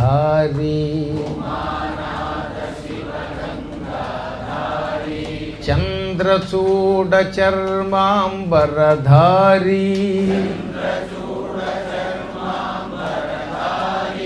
ఈశ గిరీశ పురారీ, శంభో హర హర హర శంభో, శంభో శంభో శంభో, హర హర హర శంభో. శివ శివ అక్షయలింగా, శివ శివ అక్షయలింగా, శివ శివ అక్షయలింగా, మహాలింగ స్మర గర్వ విభంగా, మహాలింగ స్మర గర్వ విభంగా, దక్ష శుభంకర కరుణాపాంగా, వృషభ తురంగ శుభాంగా, శంభో హర హర హర శంభో, శంభో శంభో శంభో. శంభో వత్తాలంటే చెంబో, చెంబో అంటే చెంబులు వస్తాయి. మనకి చెంబో కాదుగా, శంభో. నిజంగా నాకు ధర్మశరస్వరు గారు అంటే చాలా అభిమానం, ఇష్టం. ఇప్పటిది కాదు, దాదాపు నేను ఎరిగి 15 ఏళ్ళు దాటిందండి మన పత్రికలో వ్యాసాలు రాయడం మొదలెట్టి. అప్పటి నుంచి వారి మీద ఉన్న అభిమానంతో ఆయన పిలిస్తే కాదనలేవు. ఆయన కూడా అడిగే విధానం, అన్నదమ్ములు ఇద్దరు కూడా కారణజన్ములు. మొన్నే అన్నాను అశ్విని దేవతలని. వాళ్ళ పేర్లు ఏమిటి? అశ్విని దేవతలు. అమ్మయ్య బాగానే గుర్తుపెట్టుకున్నాడు. ప్రభాసుడు విభాసుడు అని అశ్విని దేవతల పేర్లు. ఒక ఆయనేమో మిక్కిలి కాంతి కలిగిన ఆయన, ఒక ఆయన విశేష కాంతి కలిగినవాడు. ప్ర అంటే ప్రకృష్టమైన భాష కాంతి కలిగినవాడు ప్రభాసుడు, వి అంటే విశేషమైన భాష కలిగినవాడు విభాసుడు. ఆ అన్నదమ్ములు ఇద్దరు అలాగే పేరుకు అన్నదమ్ములైనా కవల పిల్లలాగే ఉంటారు. ఒక గొప్ప కార్యదక్ష, అందులో ఇంకొంచెం చురుకు అనమాట. కార్యక్రమం ఆయన తలపెడితే ఎంత బాగా దిగ్విజయం చేయగలరో. మొన్న శతావధానం చూశారుగా మీరు, హైదరాబాద్ శతావధానం 19వ శతావధానం అసలు నభూతో నభవిష్యత్ అనే రీతిలో చాలా బాగా నిర్వహించారు. ఆయన భక్తి, ఆయన శ్రద్ధ, కార్య నైపుణ్యం, దక్షత్వం, చతురత్వం, అందరినీ ఆకట్టుకునే తత్వం, అవసరమైతే పరశురామత్వం. చతురత్వంతో కూడా పరశురామత్వం కూడా కావాలి. ఇదం బ్రాహ్మ్య విధం క్షాత్రం, అందులో మా గోత్రంలోనే ఉన్నాడు ఆయన. అందువల్ల తప్పనిసరిగా అన్ని లక్షణాలు సద్గుణములన్నీ ఒక సంఘముగా నిలబడితే ఆయనే దర్శనం శర్మగారు. భగవంతుడి వారి సంకల్పానికి చేయూతనివ్వాలి అని అనేక మంగళాశాసనాలు చేస్తూ భవిష్యత్తులో గురువుగారితో ఆస్ట్రేలియా కూడా వస్తే బాగుండని కోరుకుంటూ, అలాగే మా కృష్ణపద్మ కూడా చెప్పాను, వీలుంటే ఆటా సభలకు కాస్త పిలిపించి అటువంటి వాళ్ళ చేత ధర్మ ప్రచారం చేయించమని కూడా చెప్పాను. మనం తలుచుకుంటే ఈశ్వర అనుగ్రహం ఉంటుంది, ఈశ్వరుడు తలుచుకుంటే అన్నీ అవుతాయి. సార్ మీరు ఆ మాత్రం సంకల్పం చేయలేరా? గురువుగారితో పాటు విదేశాలకు వెళ్ళాలి, శర్మగారిని కోరుకోండి గట్టిగా అనుకుంటే అయిపోతుంది. మంచి పనుల కోసం, ఆయన సొంత పని ఏం కాదుగా, సత్కార్యాలు చేస్తారు అని మరొక్కసారి మంగళాశాసనం చేస్తూ, మీకు కూడా మీరు చప్పట్లు గట్టి కొట్టుకోండి. మీకెందుకు కొట్టుకోవాలి?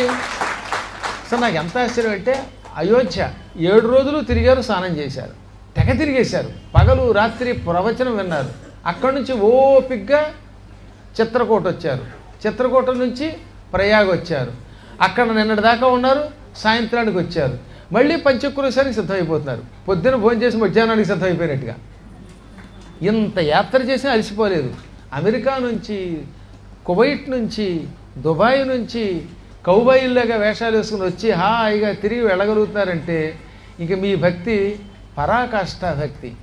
ఆనాడు శివుడి దగ్గర నందీశ్వరుడు భృంగిలాగా, వైకుంఠంలో పుణ్యశీల సుశీలులాగా, ఆదిశంకరాచార్యులు వారికి పద్మపాదుల్లాగా పద్మాకర్ గారికి మీరందరూ దొరికారు. నేను ఎంత ఆశ్చర్యపోతున్నానంటేనండి, అమెరికా వెళ్ళేలాగా కూడా ఉద్యోగం సెలవు పెట్టుకుని వచ్చేస్తున్నారు. అలాగా ఏ ఊరెడితే ఊరు. అదేదో మొన్న మధ్యన మెంఫిస్ ఎడితే మెంఫిస్ వచ్చేసారు, ఇంకో చోటుకి వెళ్తే ఇంకో చోటుకి వెళ్ళారు. ఆయన చెప్పారు ఇందాక, ఆయన అదేంటి కెంటకీ నుంచి ఎక్కడికెడితే అక్కడికి వచ్చారట, ఇండియానా పోలీస్ వచ్చారట, ఇండియా నా పోలీస్ అంటూ ఇండియానా పోలీస్ వచ్చారట, ఇండియాకి వచ్చారట. ఈ భక్తి సామాన్యమైన భక్తి కాదు. ఇందులో ఎంతోమంది ఉన్నారు. ఒకళ్ళిద్దరిని మీకు పరిచయం చేస్తానమాట. ఆ డాక్టర్ గారు విజయలక్ష్మి గారండి, ఒకసారి లేచి నిలబడగలరు. ఆవిడ ఫ్లారిడా నుంచి వచ్చారు. ఎంతో గొప్ప డాక్టర్ గారు. ఇంకొక ఆయన కెంటకీ నుంచి వచ్చారు. వారు ఒక్కసారి ఎక్కడున్నారు? ఆయన కెంటకీ. వారి పేరు పార్థసారథి గారు ఆయన పేరు. ఈయన పేరు ఏమిటి మర్చిపోయాను? గంగరాజు గారు. ఈయన కువైట్ నుంచి వచ్చారండి. ఆ వైట్ వేసుకున్న డ్రెస్ వైట్, ఆయన వచ్చింది కువైట్. ఈయన కూడా కువైటేనే, కాకపోతే ఈయన డ్రెస్ వైట్ వేసుకోలేదు. ఈయన మన యూట్యూబ్ నడుపుతున్న హరినాథ్ చౌదరి. ఇంకా చాలా ఒకళ్ళిద్దరు పేర్లు మీకు చూపిస్తున్నాను. ఇంకా భారతదేశంలో అయితే తమిళనాడు నుంచి వచ్చారు, కర్ణాటకం నుంచి వచ్చారు, తెలంగాణ నుంచి వచ్చారు, ఆంధ్ర నుంచి వచ్చారు, మహారాష్ట్ర నుంచి, షోలాపూర్, పండరీపురం నుంచి కూడా వచ్చారు. వాళ్ళు ఉన్నారో లేదో ఇంకా మరి ఇక్కడ. ఇలా అది ఆయనేమో పండరీపురం వాడు ఉండయి, పాండురంగ అంటూ పాడుకుంటూ వచ్చారు. ఢిల్లీ నుంచి వచ్చారు. ఎంత భక్తో నిరంతరం ఆ యూట్యూబ్ ఫాలో అవుతూ, ఫేస్బుక్ ఫాలో అవుతూ, గురువుగారి వెబ్సైట్ చూసుకుంటూ, వాట్సాప్ గ్రూపులు ఫాలో అవుతూ, మీరు ఆఖరికి హిమాలయ పర్వతాల్లో కైలాస పర్వతం శిఖరం మీద పెట్టినా వచ్చేస్తూ ఉంటున్నారు. అలాంటి శిఖరాగ్ర భక్తి కలిగిన మీకు ఈశ్వరానుగ్రహం సర్వకాల సర్వావస్థలో లభించుగాక. హరి ఓం తత్సత్.